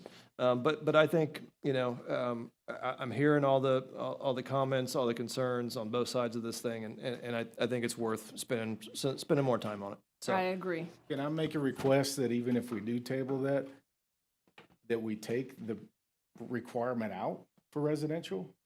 I mean, is that a viable option at this point? it may in fact be, but it's something that I think we need to spend more time together talking about. And looking at the comp plan and seeing if what we've got there currently will let us do that. Because that ultimately, that's what I'm after is being consistent with the comp Right. plan. Yep. So moving forward, the next couple items are just spelling corrections in the Bay Walton sector plan. There may be some other changes that are needed, but I'm not trying to go through that process currently with that larger development there, so, or overlay. Under 203.00, most of these changes in here are spelling and or punctuation. There's some additional clarification in adding something like, you know, you'll see that I added some additional components of an animal hospital in general commercial, you know, that I think are just pertinent to an animal hospital. You would have enclosed runs, yards, those sort of things. So just want to make sure that that's in there. Same thing with under light industrial. It spoke to some uses that were allowed under general commercial, but then not in there. So some of this is just, again, clarification and just making sure it's more consistent. Absolutely. Come to the microphone, please. So we run a cattle farm in North Walton County, and I see in the categories where it talks about functional agriculture-related uses, it talks about a firing range. Why would a firing range be in an agricultural functional-related use? I think That would be more recreational. It is in some circles, certainly recreation, and I don't disagree with that, but I think based on the size of the property is probably where that kind of stems from. Most ag pieces are larger. You Yeah, need but a larger piece. I wouldn't want a firing range by 300 acres or 300 head of cattle. No, you certainly wouldn't. I appreciate that. I mean, that's disturbing the area, the environment, et cetera, and you've got firearms going off all the time in that area. So I wouldn't say it'd be related to that. Same thing with it says a small scale rural general store. Well, the general store, I would say it'd have to be more agriculture related, like they're selling products that's agriculture related. Sure. Not just saying, okay, well, Tom Thumb wants to put in. Yeah. It's a small it's a small rural store. Right. I don't see that should be able to pop into an environment in that category. The other thing is you look through the process and nowhere that I see in the code that I could put, it makes a comment up here that you can put a processing and storing of agricultural products. So what is that? Is that like if I wanted to process livestock? Nowhere in the code do I see where it says for livestock processing. Now, if it was a large scale industry where they're processing, 300 cows a week, then that would be in your larger scale and Industrial. Industrial. Yeah. But nowhere do I see it where if I come in and wanted to try to get a permit through USDA, it wouldn't meet the plan because there's nothing in there that talks about that. You don't think you'd be able to process it on your site currently? Well, no, I'm saying like if we wanted to process it and do 25 a week and then we do custom operation. Yeah. So there's one in Westville, there's one in Andalusia, and there's one processing facility in north of Graceville. That's it. Yep. So that's something I think that needs to be looked at. That might be a reason that some of these companies are not trying to come in, or these smaller producers, because we've looked at it. And we're looking at the code and we're like, okay, we'll have to fight that battle. Yeah. So that's something that I think needs to be looked at to help promote agriculture. Yeah, I don't disagree. I believe you have my contact. If you want to send me your comments, I'm happy to look at them further. Thank you. All right, so moving into, where are we at? Yeah, 20501, again, is just a spelling error. Under the affordable housing, that was just, again, spelling error. Under 20504, those are the same.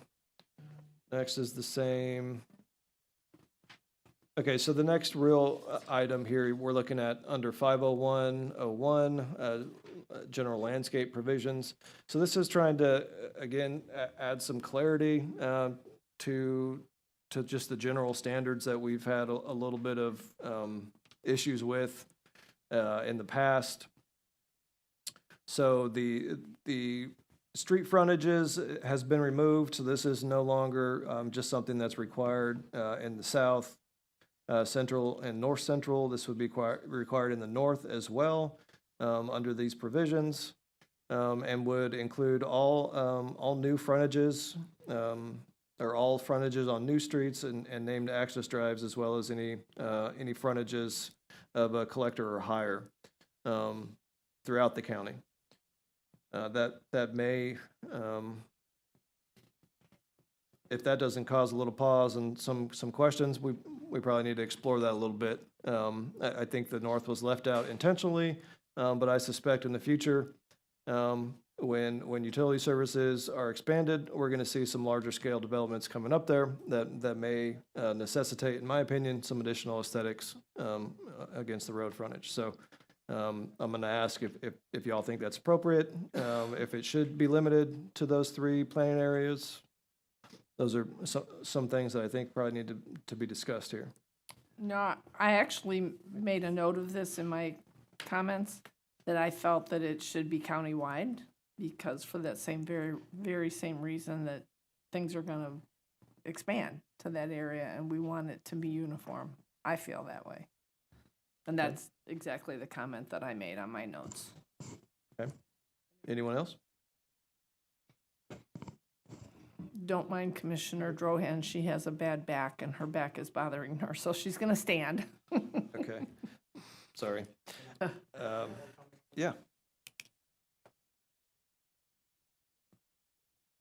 That's exactly what I feel. I mean, but the only thing I didn't agree with is if there's a utility use on the roadway frontage, then it's basically we can cluster trees. Why not still try to help prevent that, that view? I mean, trying to put that back into that's the way I understand it. If the 25 feet limit is not there, then you can just cluster trees to meet it if there's utilities up the front road.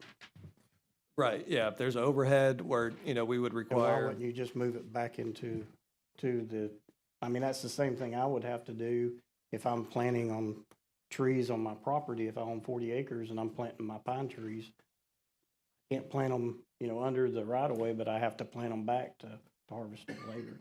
So why wouldn't you still leave that in there for protection of neighbors? Well, I really wasn't considering that, to be honest. I was working within the Buffering. framework of what exists now, which is that 10-foot landscape planted area abutting the right-of-way. I mean, that may be something we could consider, allowing them to be placed further into the site to avoid it. But I think if we look at that, it would be better to provide that flexibility for the architect at that point, the landscape architect, to determine, okay, some clustering is appropriate here, maybe we can bump it in here. I don't want to get to a place where we're reducing development potential by widening that buffer, right? Because then that means that everything else is going to have to shift internal to the site. So Would that was kind of my thought process. Would that mean all your gen ag and everything else is 1 to 10 that's still currently? I mean. Right, so in those areas, they'd have to, in order to get any viable density, they'd have to go through map amendments and work through the process in that respect. Because, I mean, yeah, you're not going to get a big development up there under the current zoning. It wouldn't be possible. Okay, all right, thank you. Yep. Melissa, do you have a comment? Yeah, Does that do that? Boo. you're getting your exercise, getting your steps in. Get my steps in, there you go, that's a good way to look at it.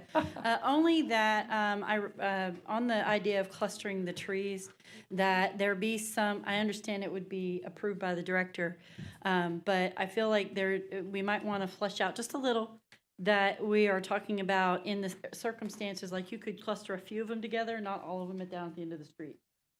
Right. Saying, No, like, so people ask for stuff. where there would be overhead conflict, we'd want to see, not your live oaks and your magnolias, we'd want to see understory trees. But yeah, where we're talking about a development where there's roads that are gonna, conflict with the 1 to 25, then yeah, at the corner, you can put, 3 trees there or whatever, instead of taking not- all the trees and putting them on Yeah, either side. 25 aren't going at the corner. Yeah, Right. right, exactly. And then the only other thing is, based on your comment, which was a good comment, is only that they put it on, within the boundary of that lot, then somebody cuts it down. It's no longer part of that roadway access Buffer. part of it. It's not protected in that manner. Right, yeah, if it was on a lot or something, that would be problematic, because, yeah, and my point was, so we'd have to increase that common area, which again would just shift the entire, development site. Right. But maybe adding, again, that flexibility would allow. Should there be a requirement There is, it's not in this section, but yeah, we require minimum DBH and height and certain things, yeah. Okay, so further on, this is, again, just some clarification, because this has been some questions in the past. Essentially, we're saying that 1 to 25 counts on both frontages, not just one side of the road. And then again, just providing a little clarity on the clustering aspect of it, so. And then at the bottom there, what we've been doing, the policy has been in new subdivisions, we don't require that additional 10-foot landscape buffer on residential roads there. You can just plant your trees in your front yard, is just, again, just making sure that's understood. Please do.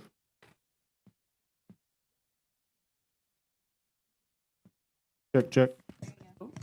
Try to use this. I wish I had this to pull up to show you.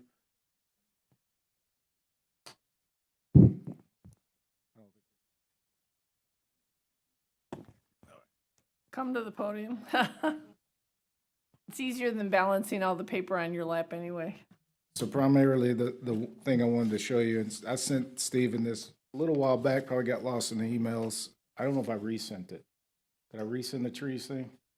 No, you've sent it before, but I don't think I've gotten it. I sent it in It's been a while. August of 25, because I just had to find it again a little bit earlier. But basically, we looked at this because one of the questions came up on the Hunters Village subdivision. And so I did a little research on on other places that have the tree frontage standards, because the complication we were having was trying to fit 1 tree per 25 feet is a little much on some of these subdivisions. In front of the lots, I should say, not where there aren't any lots. A couple of reasons. One is our typical canopy trees, a live oak, Florida elms, maples, things like that. Some of those trees have a 40 to 60-foot mature canopy. So when you plant them 25 foot apart, really nothing left, and also they don't work, they don't grow efficiently. So I went back and looked at a couple other places. Like I found a really great diagram from Lancaster, Pennsylvania, that was showing large tree spacing, 40-foot minimum to 60-foot maximum, and small tree spacing, 25 minimum to 40-foot maximum. So it kind of delves into the size of the trees and what's more appropriate, rather than just saying throw them all in there. The other thing I want to point out was how we looked at it on this subdivision. If you go in your typical production builder subdivision, DSLD, D.R. Horton and them, you're going to see a 55-foot wide lot on average. That's what most of those are. So if you can imagine, you've got 2 trees there on a typical lot of theirs, and you're going to typically have an 18-foot wide driveway there. Before, we had the provision that said don't do them with the driveways, but now we're adding something that says cluster them. So on one lot, you're supposed to have 2 trees here now because it's 55 feet, right? So Now you're at 30. so you want 2 trees to be planted in a 23-foot-ish area. It's just not, you can't do that. It's not feasible. So I think we have some problems with the dimensions on the tree sizes and those sorts of things. The other thing is utilities. We also have a sewer stub there, and normally we'll have a sewer stub on one side, a water stub on the other side, and there's a transformer on one of those. You also can't plant those on top of those utilities. So we're trying to cram a whole lot of trees in like a 10 to 15-foot space on some of those typical lots. So I really think we need to think about the geometry and what works. I really honestly like a requirement of per acre of trees, because that solves a lot of issues. And you can put them on the lots and in the rear of the lots and things like that, but I don't know that we can put them all within 10 foot of the road. I just don't think they're gonna fit. It's the problem. Yeah, the residential says outside of the 10-foot wide planted area. But I mean, I certainly don't mind exploring this more. Y'all deal with this on a daily basis, absolutely. If you get an opportunity and want to go in Sandestin, Baytown, on your way into Baytown, you'll see the spacing of those trees, which are 25, 28 years old, is 50 feet apart. And so, as Curtis mentioned, when that canopy starts to grow, that's really the look you're after, I think. But if you'll take a look at that, those are 50 feet apart. In Botany Bayou, 20 years ago, those were put in, those are 4-inch caliper then, and very reasonably priced. Go ahead. That's okay. But Botany will show you the look. I think that what you're looking for is the 25 feet, but 50 feet on each side, and that gives you that beautiful canopy. So, thanks. Thanks, John. I think we need an arborist, period. I think we need somebody who's more experienced. And drive down Rosemary Beach. I don't know how many feet they are apart. I can say that. But everybody who has spoken, yes, they have experience, but I think we need to get an arborist to talk about these things.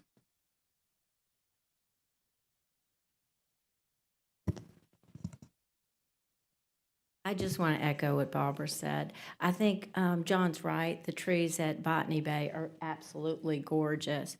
But you go in any street, places like New Orleans, where the canopies grow together, and those are the streets that people want to live on.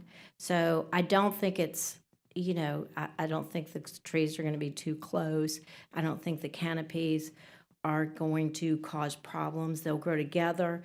They also act as wind foils for weather, for storms. So I think it is important. So anyway. I also agree with Barbara and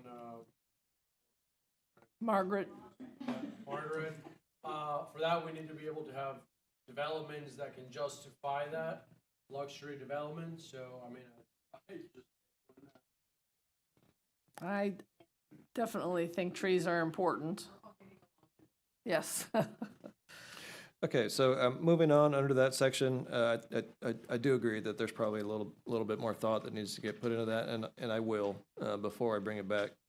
There is an exception here. I just, again, I think we've kind of treated this in terms of policy this way, but this speaks to where, these parks, recreation, conservation uses, agriculture, manufacturing, other things that would typically be exempt from these planting requirements. It's just laying it out in the code there. Yes, sir. That's what we're here for. We want to hear comments. So, Stephen's aware of what we've dealt with in our neighborhood, and I would like to pass along a road frontage picture of what was planted in the agriculture exemption he's talking about. Basically, these are a buffer line that they were supposed to plant along it. Well, the rest of the facilities that were put in, there's no buffering required. So you go along County Road 0605, there's no buffering.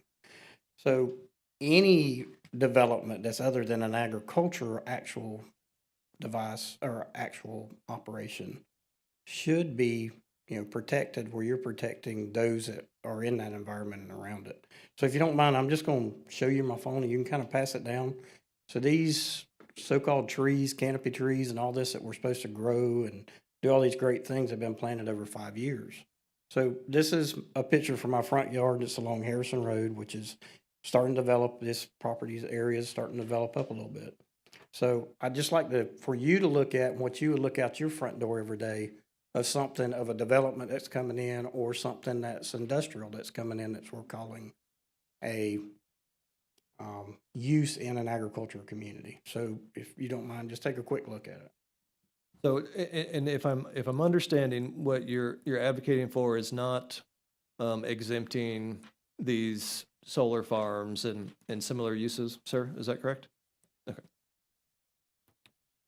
That's nothing but glass. I mean, that's all the paint. Yeah. Yeah. I mean, I'm just thinking, how would y'all like to look at that? I've lived there for 52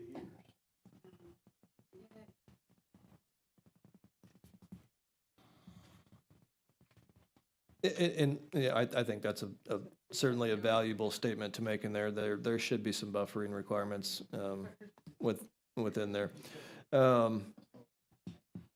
Moving on. Yep. All right, 50201, space requirements. This adds some consideration of EV parking spaces. It allows for EV parking spaces to count a minimum of 10% of the spaces that are necessitated by the code, though they cannot be limited by signage to electrical vehicles only. So that is the one caveat there. Any questions, concerns, comments there? No, I think the caveat with unless they are addition to the minimum number covers that. Sure.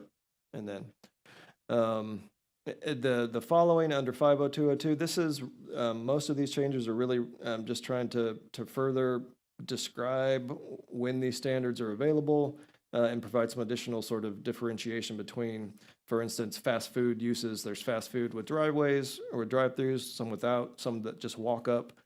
So some of that's providing some differentiation there. Currently, we just require swimming pool stalls. There's not a difference. We don't look at it between a public swimming pool and then those pools that are an amenity in the subdivision. So what this does is provide some difference there, and then it allows for some flexibility in terms of design there, where if all the residential units are within a quarter mile or whatever dimension I put in there, then some of these things can be reduced, right? So you wouldn't need to provide all the parking that you would now. That just, it makes sense to me, but I'm again open for some conversation. Yeah, please.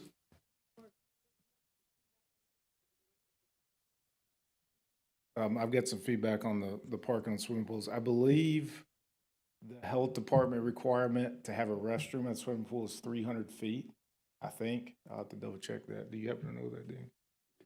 That, I think it's it 300. is, there's, yeah. it's one of Driftwood those. Townhomes on Driftwood Road, I remember we were right at it years ago. And I think it was 300. So maybe if it's within 300 feet, you don't really need to do it. And case in point, there's a couple of small condos and townhome developments that are within 300 feet. I don't think you would need that.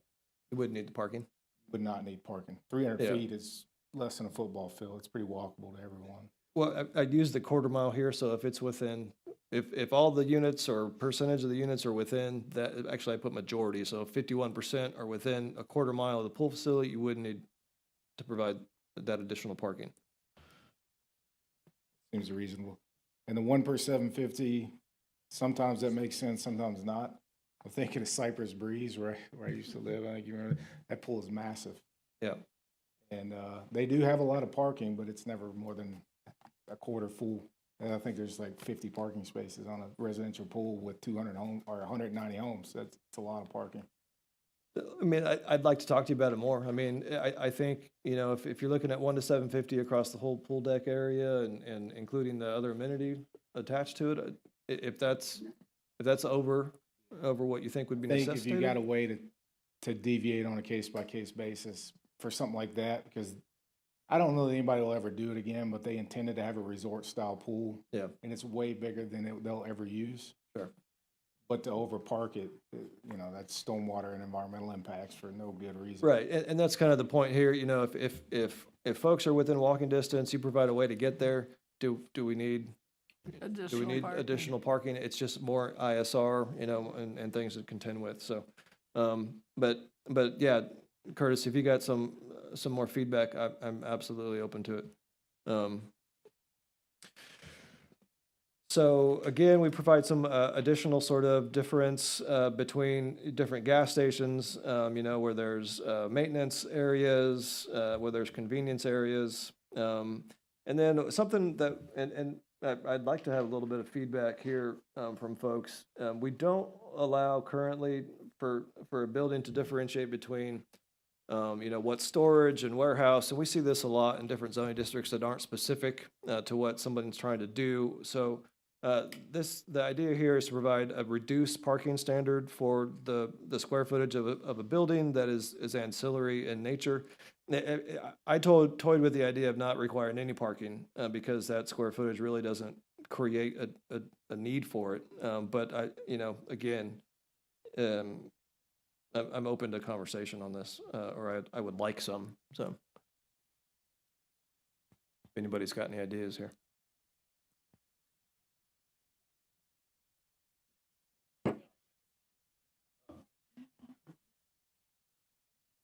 Couple examples for you. On the Cluck for the Thompson Corner development, we did split out because the donut shop wanted to come in. We had to make sure they had enough. I think we used warehousing for the heat and air business, and it worked out. So I asked them every time I go in there, do they ever have parking problems? And they never do. And I've told the owner we need to do a parking study if he ever changes the uses, but I don't think they've ever had issues. And I think it's 1 per 10,000 in warehousing, is it not? 1 to 3. 3,000, okay. And it's working. But So there's some zoning districts don't allow for warehouse use. So Yeah. they only have for storage, right? So that's kind of what this is after, because yeah, in situations where warehousing is allowed and you've got a warehousing use, Right. then we'll adhere to that, but. but I think the amount is pretty good. It worked out well on that. And I'm also thinking of like Seacrest Dental, we just redid theirs. Their whole, that was an old house that got modified years ago. The entire upstairs is just storage of dental equipment. But downstairs is very clearly where the public goes to get dental work. And so we used that. And then Tim wanted us to do something for upstairs, so we did the 1 per 3,000 upstairs, and it worked out okay. So maybe 1 per 3,000 is a good number for that sort of thing. So instead of 1 to 5, we go up from there. I would think. Any other comments? No, that makes sense.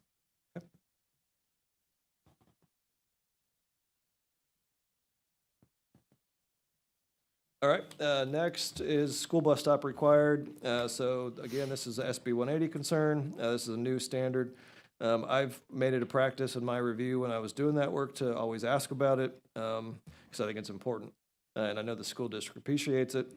So basically what we're asking is any new subdivision or mixed-use development that exceeds 100 units, you're mandated to put in a bus stop. It doesn't have to be necessarily a school bus stop, but one that can be used by the school district. I don't know if that number's too high, too low, if it's needed, but it's something that I think is a good idea, but again, this is a starting point. Yeah. I think we even structure the type of, like, it has to be a covered school bus, they were fighting that off that side for a long time, right? Versus just the sign for Sure, there should be some, I just have a question about that. Why would it be a 180 concern if it's public safety? I thought that was sort of, so, right, that was kind of the statement I made up front, that there's some belief that come August, we can sort of move some of these public safety sort of things forward. But I thought that was now, if it was a that's not public my safety issue. understanding. Yeah, Okay. that's not my understanding. Well, I think the argument could be made. I personally don't necessarily agree with that idea, but I think if someone makes that argument successfully, then we'd be on the hook and paying their legal fees and everything else associated with it.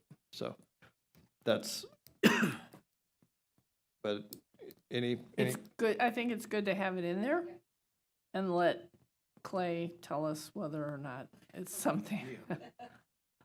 I think the unit count's good for that type of requirement. I think the problem that we normally have is, I've tried on multiple occasions to get the school district engaged on a couple of subdivisions, and they just don't engage Yeah.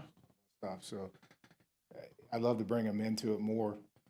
We still provide them on a couple of subdivisions we've done. We provide a bus stop and a shelter, because we know they're gonna be used, but inside also, they don't want to come inside. They want to just stop on the main Right. road, which I Right. don't like that, especially if we're more than 100 units. I'd love for them to come inside. yeah, especially if it's a busy road, it's a problem. My self-driving vehicle had a hard time on trying to determine what to do on Highway 98 when there was a bus stop on a 6-lane highway. They should not be doing that. Yep, yeah, I agree. Well, I also think we got a bunch of lazy kids, because on Chat Holly, they stop at every intersection. When I was a kid, we all stopped at a general bus stop. Now they're, I know, but I'm like, geez, you kids are lazy. Drop them off right at their house. Exactly, they do. I'm just joking, but yeah, I think the bus stop issue is great. Uphill both ways. but yeah. Exactly.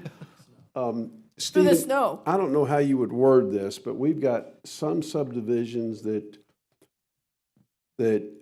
we've got plenty of kids in, and then a new subdivision that may be 30 lots. Is there a way to word it where it's, Ooh, once Proximity. once you get multiple developments, yeah. yeah, so if you've got a 30-lot new subdivision in an area that you've got 20, or you've got a bunch of 19 and Like 30, 30, 30. cumulative, there's now. yeah, so I don't know how you word that, but it just makes sense because we didn't have anything like that provision was. And the other thing is, if you can communicate with the school board, they've got a pattern Yep. that they'll take, and it may be you put one on one side of the street, and it's just opposite of the way it would be used, so. Yeah, okay. Yeah, that's good food for thought. That's my thought, right? So we're putting the burden on that last development that come in, but I like the idea. I'll play with it a little bit.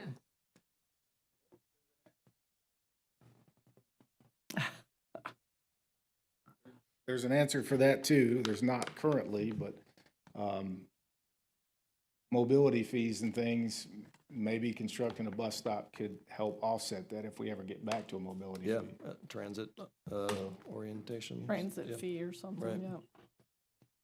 All right, okay, moving on. Moving on. We're pulling the Stubb Street requirement out of the Board of County Commissioners' purview and giving that to the county engineer. Anytime it's been brought to them previously, they've always asked Chance or someone else to get up there and comment anyways.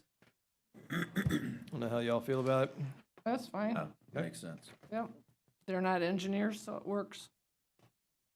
Okay, so at the gated entrances, we added some additional detail here. So it says there shall be an opportunity for vehicles to turn around provided between the edge of the right-of-way and the gated entrance, or the entrance gate, excuse me. Turnaround opportunities shall be paved and shall be sized to allow for delivery trucks to turn around without disrupting travel within the public roadway. This is a public works concern that they brought, and that's why this is in here. So, any ideas, comments, concerns with that one? No, I actually read through that and made a comment as well, that that to me makes sense, especially if people are there, you know, once you pull up and all of a sudden you realize you're there by mistake and there's no way for you to back out, because Right. between you and the gate, there's nothing. So having that opportunity, to me, makes sense. I had a comment on that, which is that I think we should maybe, to give us some guidance and to have a standard, a size of a turnaround vehicle, as Dean can also attest to. Single unit box truck, tractor trailer, just a car. It's very different depending on what we design too. Yeah. Personally, I would think maybe a single unit box truck, and there's a couple different sizes of those as well. Well, because that's what he said, size to allow for delivery About the trucks. size of a UPS truck. Well, they're all different is the Right. problem. And we do have a standard that we could tie it to. We have, all of our turn template software has standards in it. I would recommend an SU-40. Do you think that's reasonable? Yeah. That's about what, so that's I gonna be don't a know single that any unit. bit larger than that would be necessary. That's gonna be a single unit box truck, 40 foot in length. What's the regulatory standard on that? AASHTO? I think it's AASHTO. I don't know. If you could send me a reference that I could put in here that addresses that detail, that'd be great. Okay, so I'm pretty sure it's AASHTO, but I'll send you the standard. SU-40 is a single unit box truck, 40 foot in length. Okay, I appreciate it. Okay, moving down into access points. Some of this stuff, again, is from Public Works. They wanted to extend that from 300 to 330. And then properties with frontages of 1,200 feet or more may provide one additional access point, but it does require county engineering approval. I got a problem on this one. Okay, The 330. okay, That is very specifically the size of many of our Plata Santa Rosa lots. However, when the surveys come in, many times those are 329.81 feet. okay. We still need 2 access points for them. So I would like to bump that down just because that's our case that we're gonna hit a lot of times. I'd like to bump it down to 325 for that little variation in survey stakes. Cause I love, appreciate the regulators, but it's by the book. And if it says 330 and I bring a survey that says 329.99, I can't have a second access and I need it. So. Why even increase it from 300? I honestly don't know. Yeah, I don't know either. 300 has always worked fine for me, so I'm not really sure why it went to that. I mean, I can ask their, what their concerns are, what the impetus is there. And like I said, it is the standard 10-acre parcel. Aren't those 330? Yeah, 330. Yeah. So, but the problem is when they come in surveyed at 329, they're gonna kick us back. And Right. there's a lot of cases where we need that second one.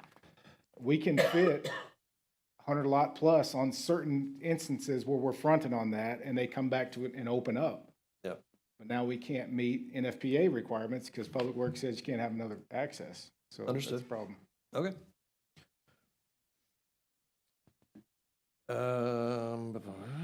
Okay, so driveway access, there's just some clarity here that they've wanted me to add here. Let's see, removing the two detached single-family residential uses or short-term vacation rental uses in single-family residential detached structures to just a single-family and short-term vacation rental uses shall be accessed.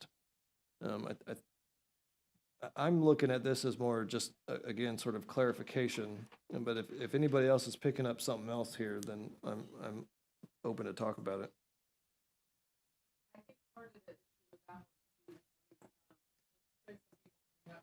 That they're from the short-term rentals, depending on their you know, they've now got to have all this parking for some of these monster homes.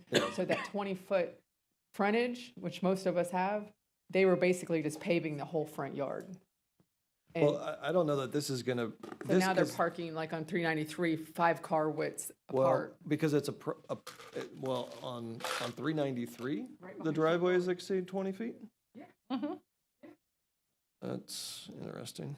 Yeah, like down across from the new parking structure. So I will say, I know the reason, I'll look at this a little bit more, but I will say the follow-up to that under subsection C is really after the adhering to the current public works policy, which I think allows for 24 feet there and not 20, which allows for the wings, so you're not getting the destruction of vehicles coming in and out.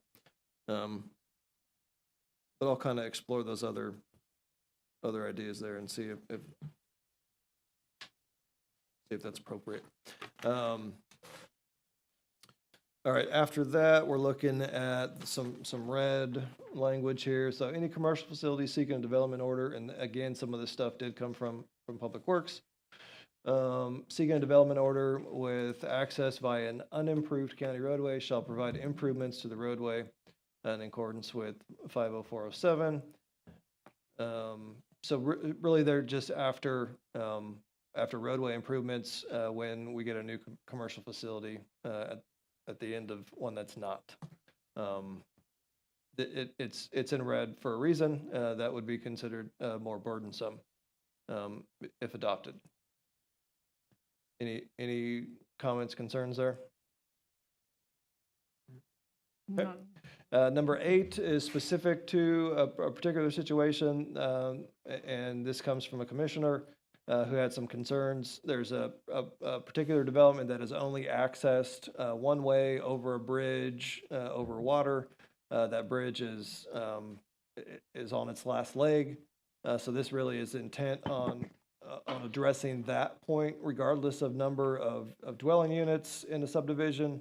If it's only accessed over a body of water, that you'll be required to provide a secondary point of access, which can be emergency. Anything? No, makes sense. Yep. Courts. Just everything I made a note on, I think we maybe should define a size or some sort of standard of body of water. Because, you know, Okay. Army Corps of Engineers says our roadside ditches are wetlands sometimes. So we need to just, I think, define the size of the water we're crossing. So if we got a 2-foot wide mosquito control ditch, does that count? Probably need some working through. I agree. Or a, 20-foot wide stream versus a 2-foot wide man-made canal. I'm not sure. Because you can very easily put something in place to cross temporarily on something small, like a temporary culvert pipe. Now, if you're, is it Lake Place in Blue Mountain, I believe? They have like a triple barrel, 5-foot wide arch bridge. It's massive, and there's only one way in and out for a whole lot of homes. So yeah, if something happens there, they're in bad shape. So in that case, yes, absolutely makes sense. But if it's a 2-foot wide mosquito control ditch, we can throw a 24-inch temporary pipe in there and cross it to repair. So I think we need some sort of standard on size. Okay.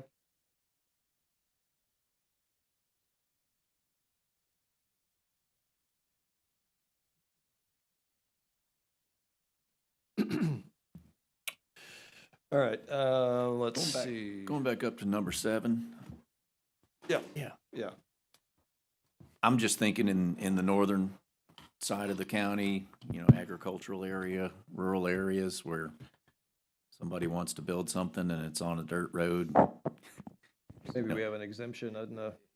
Yeah, there, in that some sort of kind of area. out if it's in a commercial development that's needed and wanted in the area, and cost of the road's gonna be more than the cost of building the whole development. They got 2 or 3 miles of dirt road. Okay. Some sort of provision there. Okay. I mean, that makes sense. Okay. 50601, talking about here, signed and sealed verification letter from a licensed civil engineer. Okay, so this is under single-family residential stormwater requirements. So there is a current move, and if I'm not mistaken, and forgive me because I haven't thought about this in a minute, but what we're trying to do here is put more impetus on the designers of these developments so that our staff doesn't have to do additional review. If there's a single-family home and they come in with a signed letter from an engineer, signed and sealed letter, that will accept that as them, saying that it meets the standards, and it won't necessitate additional review internal. So that, I think that's what we're after here. Again, I apologize, it's been a minute.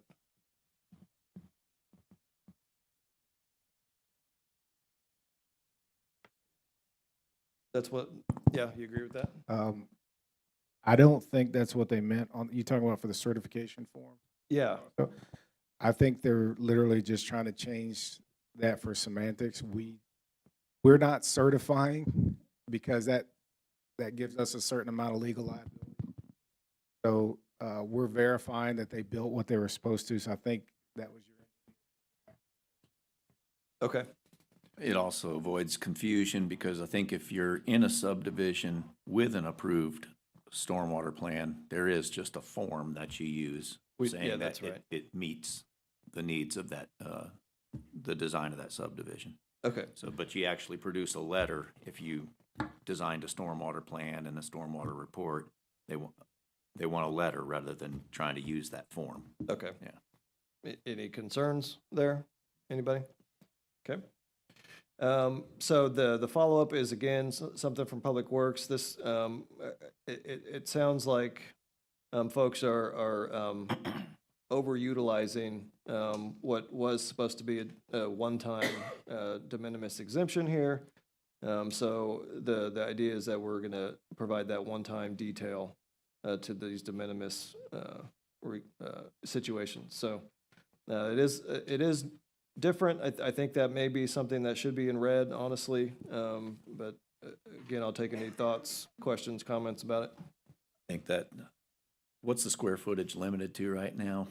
Of de minimis, I think it's a percentage of the site, not square footage, if I'm not mistaken. Or maybe maybe it is. Is it 300? One or the other, or the lesser 300? of the two. Yeah, Yeah, I think, let's just say for argument's sake, it's 300 feet. yeah, I think this is after saying, hey, I'm gonna do a 300 square foot improvement. 2 weeks later, I'm gonna do Right. another 300 square foot improvement. that's right. Yeah. Yeah, that's exactly what's after is ensuring against that. So, okay. Let's see. So this is another one that kind of is coming from folks outside the planning department. So this is, it says consistency, compatibility with natural or with historic natural conveyance in an effort to protect against substantial grade changes on abutting lots that create inconsistency. I think you sent me something about this previously, Curtis. In development patterns, as well as the increased potential for drainage, runoff, and flooding issues, the following shall be required for new development. The development shall be required to demonstrate that design grade will not exceed the average grade of abutting developed lots. Up to a 1 foot allowance above or below the average grade may be accepted. There may be exceptions to this rule that will require additional review and design approval on a case-by-case basis. The county engineer may consider a greater degree of allowance when it can be demonstrated based on flood zone, BFE, and natural and/or built environment, historic runoff patterns, and other considerations that the 1 foot limitation would create, or that the above 1 foot limitation would create additional runoff drainage. So should there be a not in there? Let me read that again, sorry.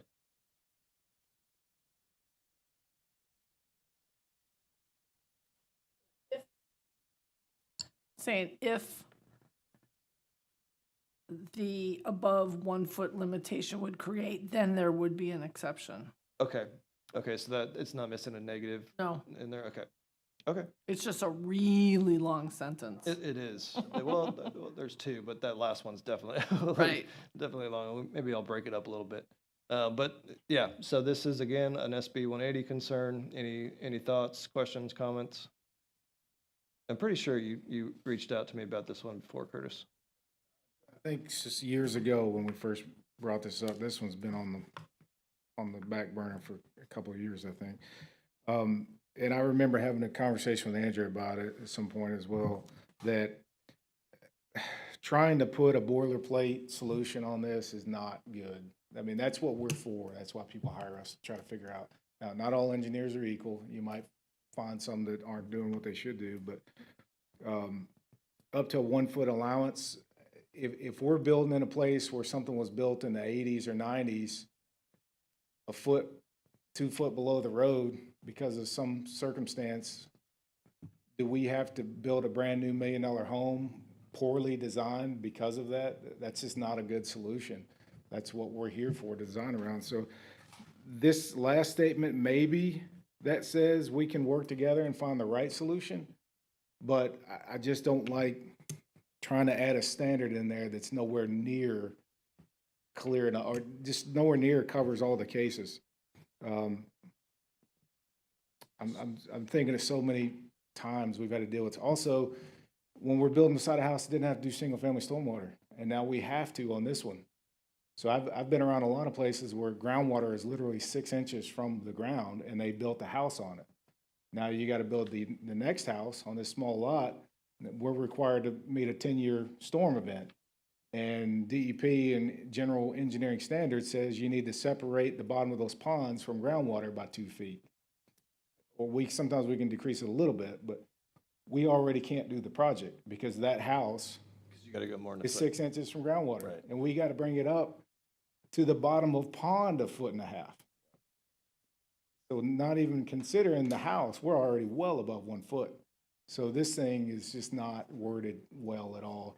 I know what the intent is, I just don't know how to word this correctly.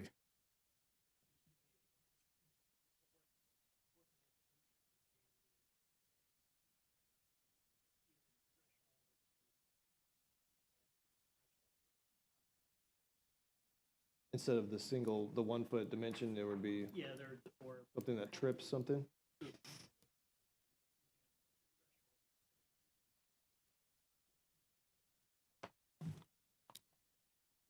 I don't know, I just don't think this one's ready, and I think we need to work together as the engineers to try to figure out a better solution, because I could probably name 20 different designs we've done that we have to build higher than the one next door, because it just wasn't built with any kind of engineering at all. All right, and I don't disagree with that.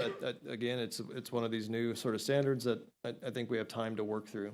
Well, I mean, I forget the name of the neighborhood, Curtis. Is it the Park side or Park side on, down by Topsail? Yeah. That's currently flooding 30A, right? I've gone down and gotten video because they've sat higher. I know they put some drains in some of the driveways coming out onto 30A, but not all of them. And so that little tiny swell that they have, that whole area is now flooding every time we have rain, because it's been done. And I know you went out. That's a roadside swell. That with them. There you go. And then the new homes done by ELP right next to the Tom Thumb that sit really high up on 30A, their driveway comes straight down onto 30A. There's no drain. They've got a culvert, but the water's coming down the driveway and flooding 30A. And if we ever get rain again, that might be a I problem. know. Well, I'm okay because Curtis did my engineering, so I'm not going to get flooded by my neighbors anymore.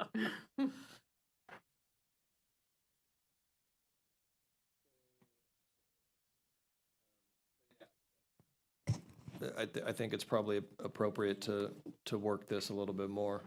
Is that okay with y'all? Yes. Okay, good.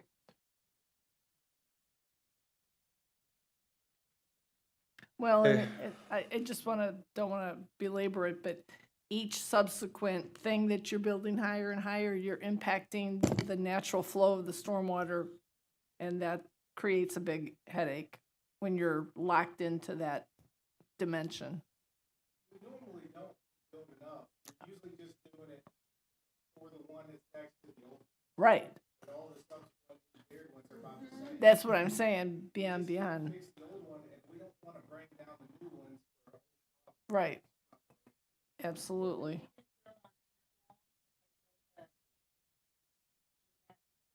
It needs to be addressed.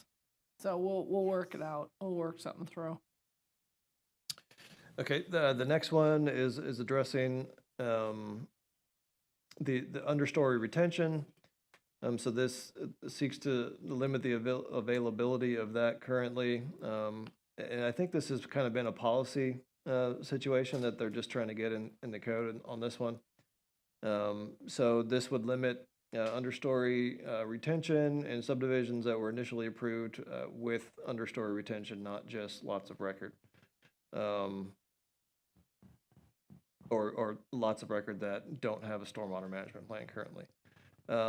There's a little bit of exception there that allows for some stormwater storage permitted under unoccupied spaces, such as porches. And then the final limitation there is another subsection, but it speaks to fill that's placed outside of building footprints shall be comprised of well-draining soils that exhibit infiltration rates similar or better to native soils. Any questions, comments, or concerns there? Okay. Next one, 50709, is addressing operable trailers, personal watercraft, et cetera. Code is finding that they don't have a mechanism to address those issues that do exist.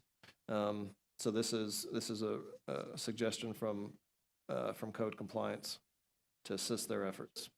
Looks good. Okay, tall structures. So this is directly related to some of the applications we're moving through now, related to public health safety, sheriff's towers. So there are, at the time that this was written, it's been suggested that this technology didn't exist, and now it does, where towers can fall onto their bases, essentially, where they fold and not fall with the entire radius being an issue, or the height being an issue. So this language speaks to those towers that are designed to crumble and not to tip over. They're still limited by the primary structure setbacks in this instance. So again, this is sort of a new and potentially, I wouldn't say worrisome, but something that could create some additional conversation here if you have any. No, Okay. this was, I mean, we don't have overheads, water towers around here, Regional Utilities doesn't have that. Yep. But I know Destin Water Users does. Where I came from and I was utility director, that was a big deal, looking at the fall zone. Not like water towers fall over all the time, but Right.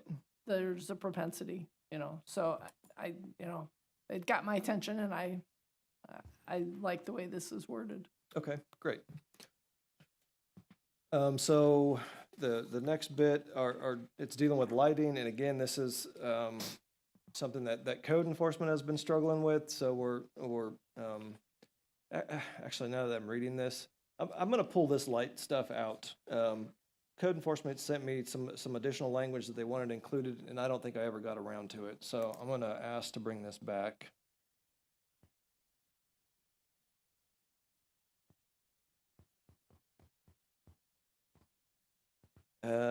And then I do have a separate one that I want to briefly talk about, and I think it's kind of a gap in our code that was recently brought to my attention.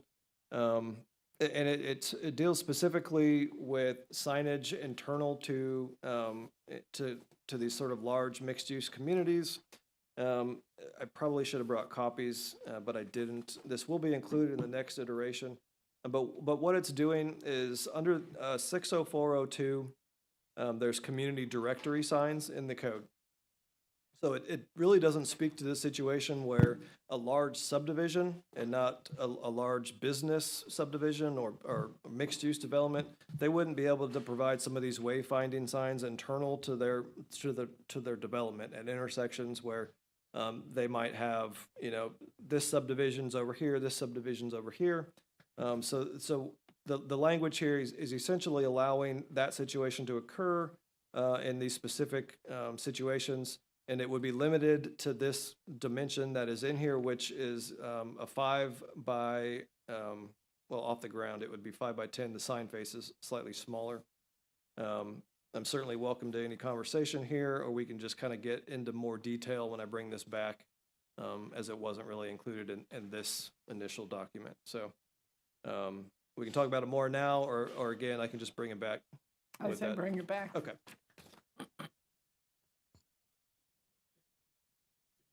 Pardon me? Oh, Lee? You want to come to the microphone? I know it's, Sorry? It was in the sign stuff, not the scenic corridor stuff, but yeah. Absolutely, come on. Yep. Bear with me. Try to refocus. Because I'm going to bring up stuff that's, I'm going to really briefly encapsulate something that's been going on for a really long time. And it's a lot to it. So I'm, again, Lee Moore with Scenic Walton, you know.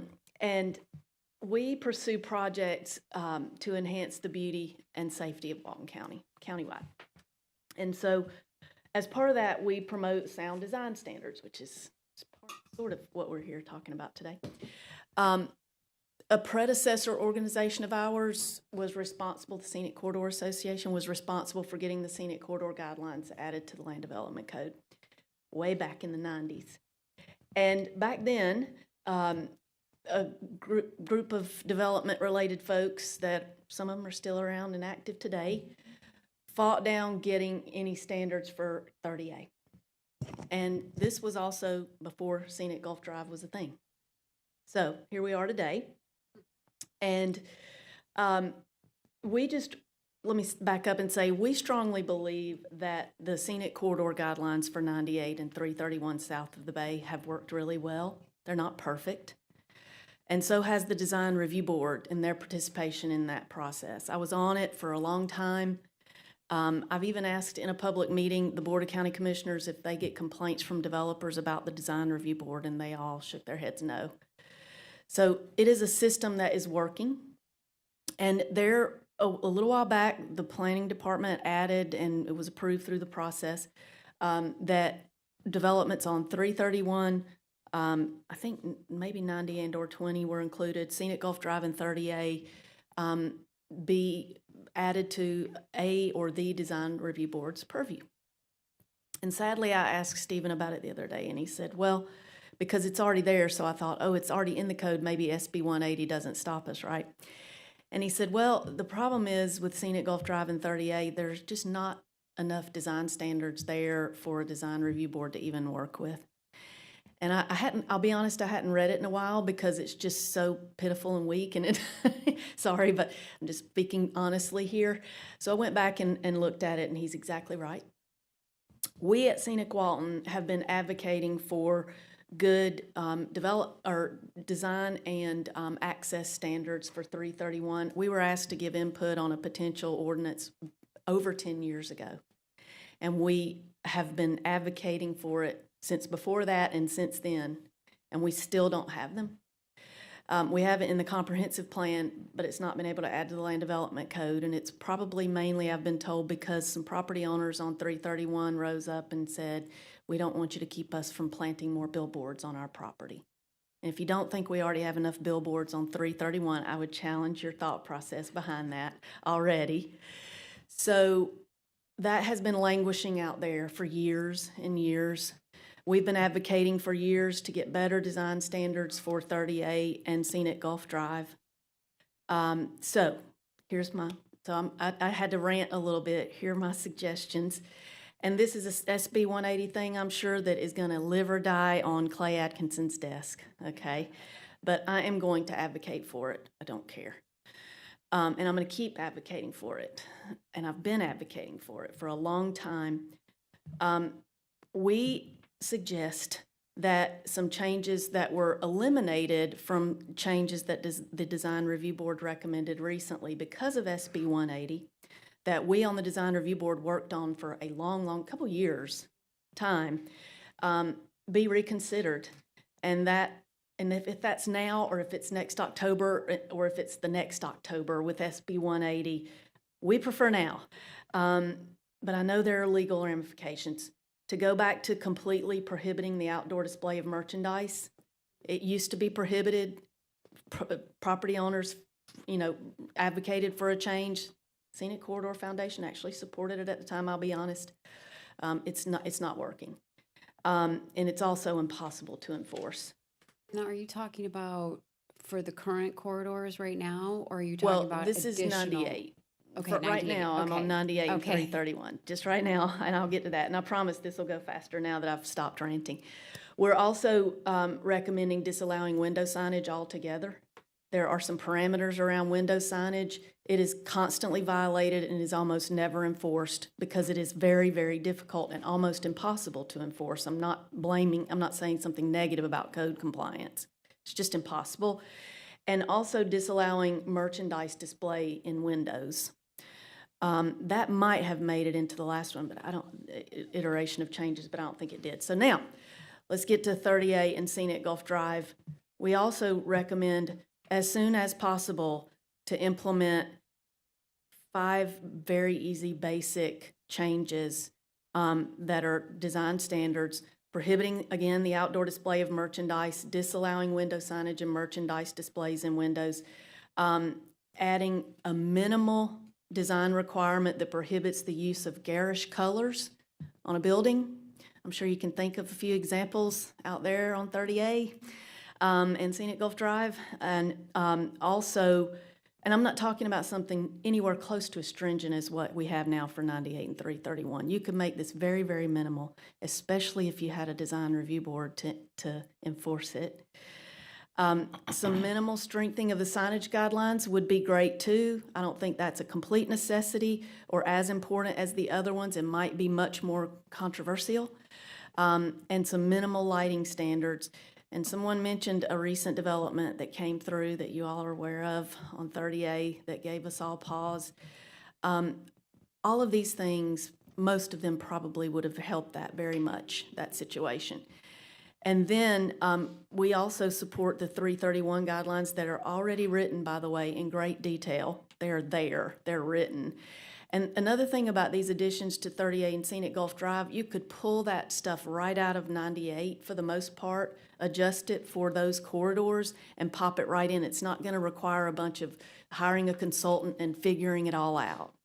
So those are some suggestions. And then also, again, I'll reiterate, we just feel like the sooner we can make those changes, the better.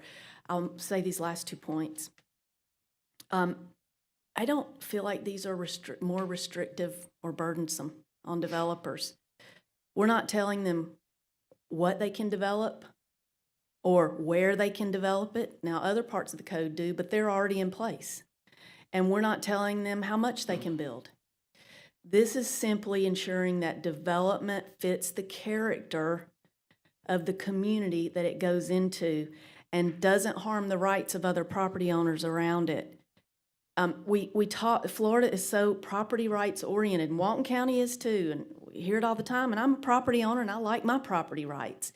But there are also the rights of the property owners around development and building and how they're impacted. And they have a right to maintain their own property values, which many times are negatively impacted by what goes up nearby, and the right to enjoy their property. And if you have a business playing music from 7 a.m. to 10 p.m. every day, that impacts that. So that was just one quick example. So we just feel like these are actually supporting property rights and not restricting development. We're just trying to help guide developers so that it doesn't, and all developers don't need this guidance, right? Not all, but some. So that it doesn't negatively impact both the property owners around them and the communities in which they choose to locate. Well, it was fought down originally in the 90s by property owners and developers, and they wanted it to be more eclectic on 30A. And I think there was a lot of, we don't want you to tell us how we can develop our property. And so, look, Okay, we've been fortunate that we've had a lot of responsible private development come in on 38. A lot of developers have done the right thing, but this land development code did not make them do it. And so that's why you have things slip through the cracks and they get built and everybody goes, what the heck is that? And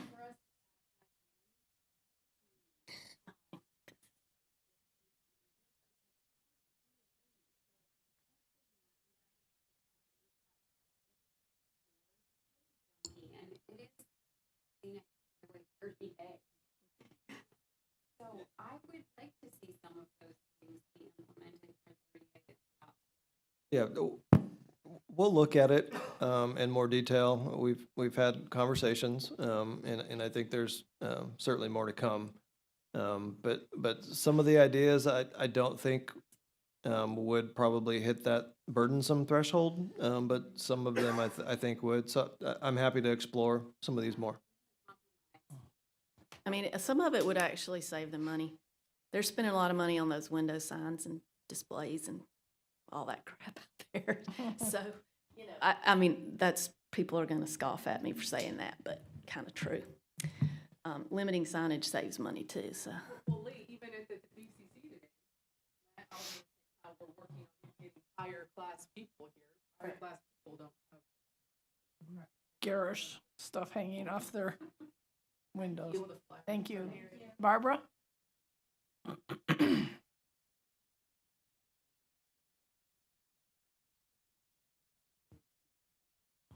I know it's late, just a quick question. Do you really intend to go through the, No. this is it, just code? I'm gonna talk to Okay, the- thank you. Yeah. I appreciate that.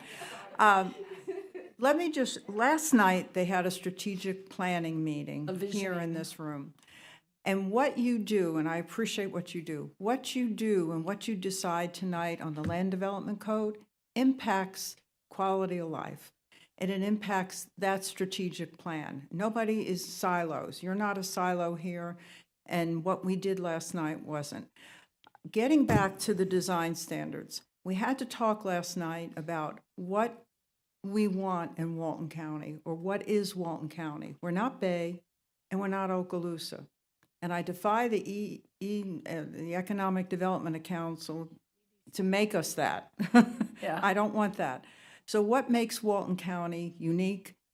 And it's, you go from Okaloosa through Walton County on 98, just picture yourself, and then you go into Panama City. You see unique differences. And the design standards are not cumbersome. Lee said that. They are not that cumbersome. Nobody's complaining on 98. Look at 331. We have developers here. We have developers sitting right on the dais. Rezoning is happening on 331 north of the bridge up to 20, and it's becoming commercial. And we need standards for some of the signage that's going up there, or we're going to see Dolly Parton's Pirate House tomorrow. And we've got to work. And now let's get back to the south. 30A is the scenic corridor, state scenic corridor. We're also a national scenic highway. People forget that. And I really think if we ever had a site visit, we would never have gotten those designations. So putting design standards, and we're encouraging Stephen, but it is in the code. Matt Carpenter put it in the code 2023 because he was afraid if he didn't do it, he wouldn't be able to do it now. It just wasn't fleshed out. So let's do it. We have nothing to lose to put it in. I believe even, I'll catch Clay, and if I can find it on the video, he said it was not burdensome if we went ahead because it was in the code, in the 2023. So thank you. Thank you. All right. That's Okay. the last few things in. Okay, so the next section under 61111E, this is, I think, been policy, generally speaking, but it's specifically deviations from the scenic corridor standards shall not be granted on items that are expressly prohibited in the land development code. Any concerns there? Nope, I think what we talked about last few minutes covers that. So the next section and the one after that is directly related to the previous code compliance issue relating to certain types of junk that they're seeking to gain compliance on. So any issues, any explanation, anything there? Okay. 70204 is speaking to storage of any materials on essentially unimproved lands or parcels of land. There's two exceptions here. One, if the site already has a development order on it, and then essentially, natural materials as approved by the director. So that would be, a request made, that's not quite an application, but, if someone's seeking to store some debris in the short term, that's the kind of situation that we would be talking about there. We can add some additional detail or something in that respect if y'all have any concerns or questions about it. I think that sounds good. Okay. The last bit are just some definitions. There's, and I'll just approach some of these again, the ancillary storage speaks specifically to those uses that we were looking for that reduced parking standard on. So that attempts to really encapsulate that idea there. Campground is referring to Florida statutes. There's some differentiation here between what is a development site and development area.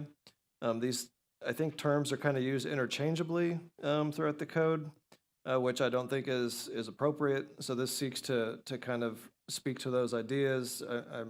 I'm hopeful that maybe there's some comments or ideas from the folks in the audience that may have some thoughts on this. But essentially, the development site is that area that would be developed, or maybe I'm saying that wrong. So development site is a total parcel or lot area from which entitlements are derived from. Development area is the area that is being proposed for development, right? So there's often times where we'll have an overall site that is the development site, but then the development area is only half of that, right? So the entitlements are gained from everywhere, but then you would look at the development area in specific terms. So I'll be honest. Strike the last "from" in that development site. I'm sorry? Just grammatically. Yeah, the development site, you can't end the sentence with a preposition, so just say, and other development criteria may We're be missing derived. something there. From that's- which- Yes, May be derived. From which may be derived, there you go. yes, I like that, okay. But yeah, any questions, comments, concerns on that one? Yeah. Okay. So we add a fast food restaurant definition, and then we change the plat nomenclature in the code, so now we have a final plat and a preliminary plat. And then shell building speaks, actually this can probably get pulled, I don't think we use that anywhere, but that was part of a previous iteration of this document. So I think I'm gonna get rid of that. And then small scale, that's used in the code without any definition. So essentially, this is a term generally used to describe something of limited size, scope, stature, or extent. When this term is used to describe a particular use, it is the use that does not exceed the minor review size criteria, and that doesn't apply to small scale map amendments. So again, any questions, comments, concerns with those ones? Barbara has a comment. Okay.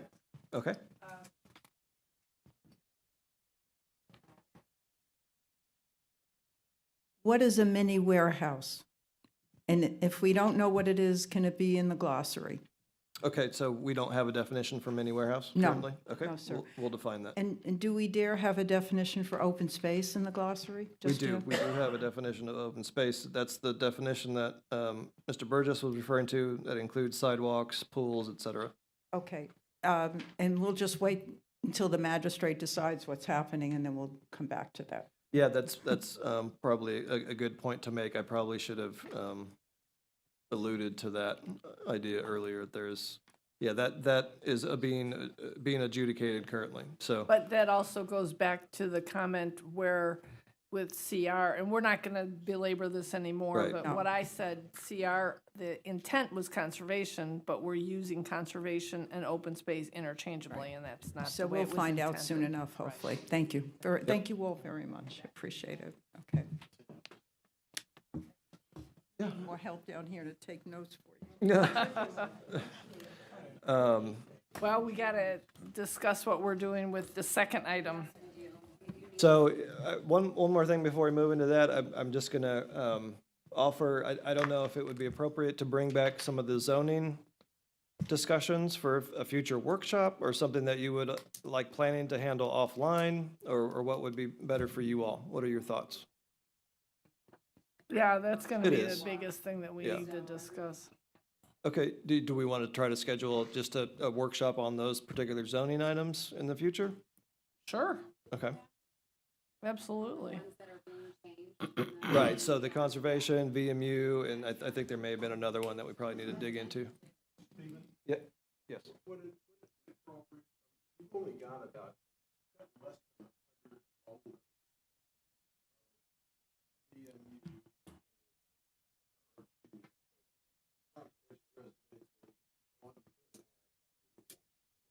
Like them specifically. Yeah.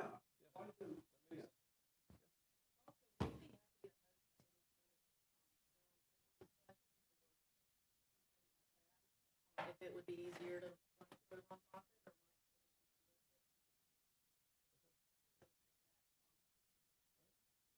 Yeah, this space may be a little small if we get a good turnout with an owner list like that. Right. Well, let me explore that a little bit more, and Okay. and I'll bring something back at maybe the next scheduled planning commission. Okay. So, item number 2 that we were gonna talk about, I really didn't anticipate item number 1 having the depth that we had tonight, but that's good. I'm glad we had the conversation. I'm glad people spoke to it. This is what we need. We need input from all areas. But now we need to also schedule a time to talk about the EAR.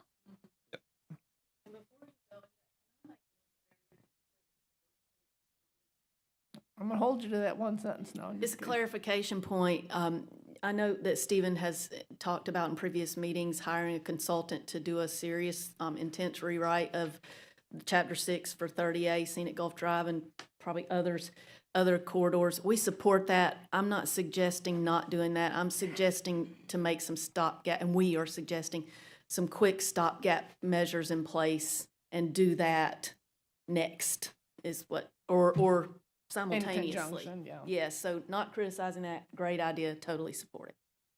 Thank you. And yeah, just to provide a little bit more context there, I really firmly believe that as special as 30A is, it would really merit to me a third party coming in here doing a really in-depth analysis of the built environment and what's left out there, and, really going through a series of workshops and all the, the full gamut of things, because Yeah. it needs it. Meantime, can we adopt what's already in place for 98 in the meantime? So I don't think we could just verbatim take that and apply it, but I think there's some, yeah. And I think what I would be intent on doing is looking at the 5 things that were provided earlier, those particular things, and seeing how we can fit them into this instrument here. So, but yeah, I'll certainly look into that. So if we want to talk about a date for the EAR conversation, what are your thoughts? I'm open to just about anything. I'm gonna be gone 3 days in May, but doesn't matter.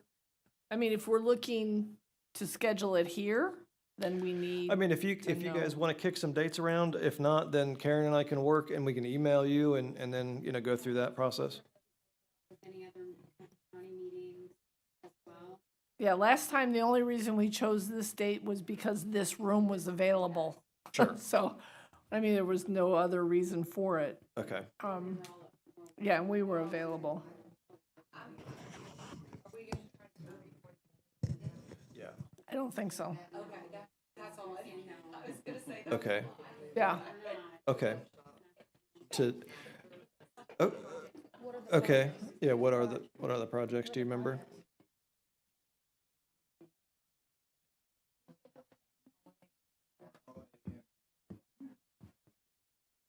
Okay, so that might be a little protracted.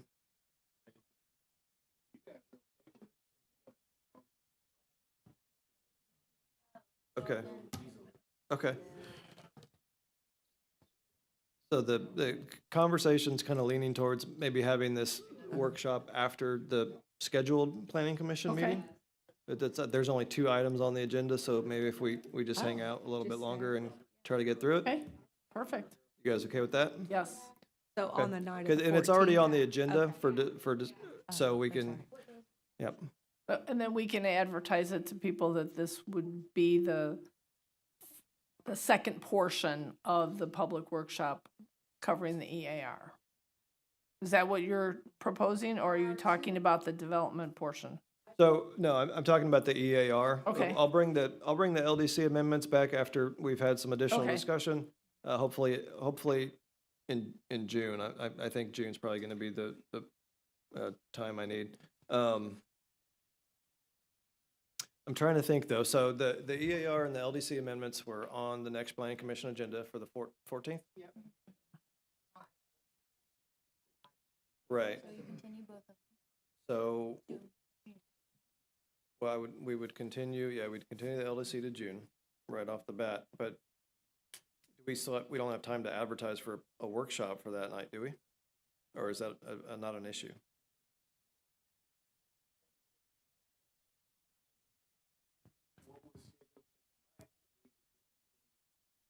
Yeah. Okay, do you probably, okay. Okay, let's do that. Okay.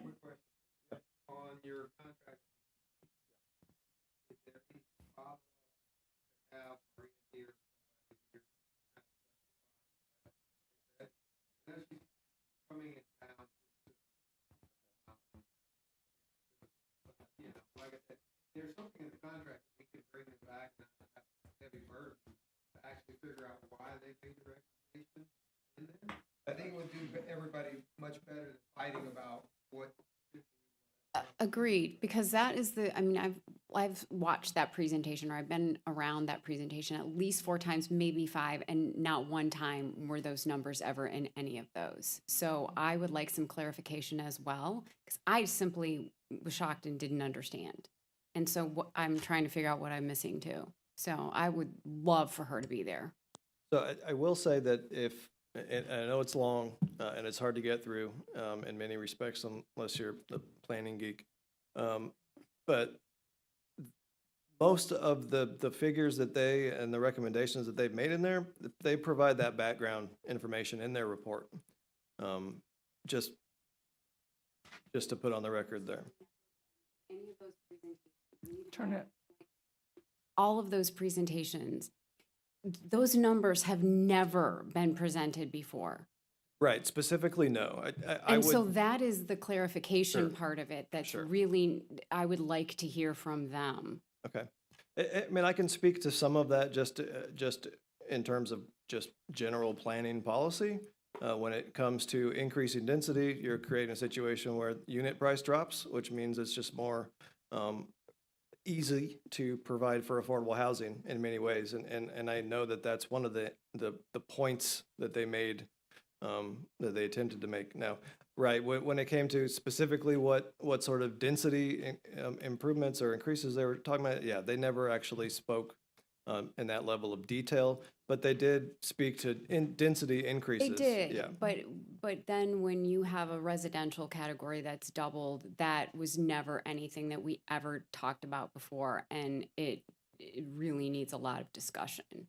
Sure, and I just want to be clear, and I've tried to relay this to some folks, that the density that's being discussed in here, the comp plan is that vision document, right? So personally, I think there's more detail in the comp plan now than there should be.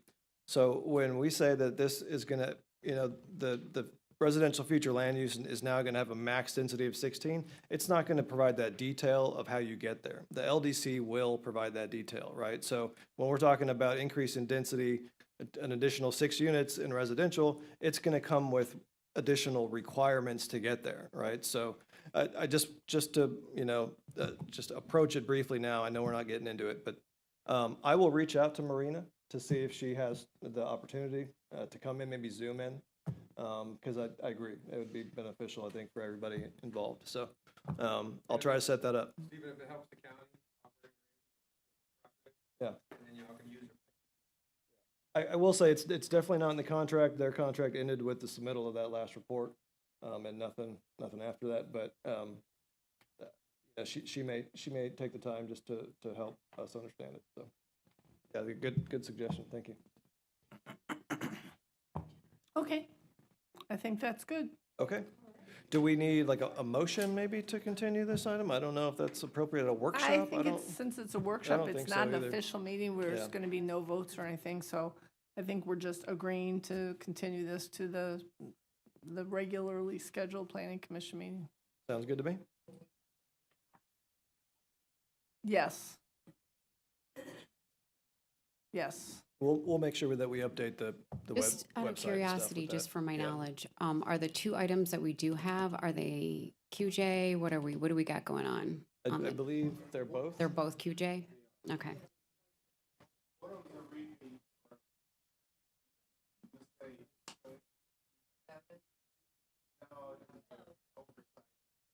The VMU project, right? Yes. Yeah.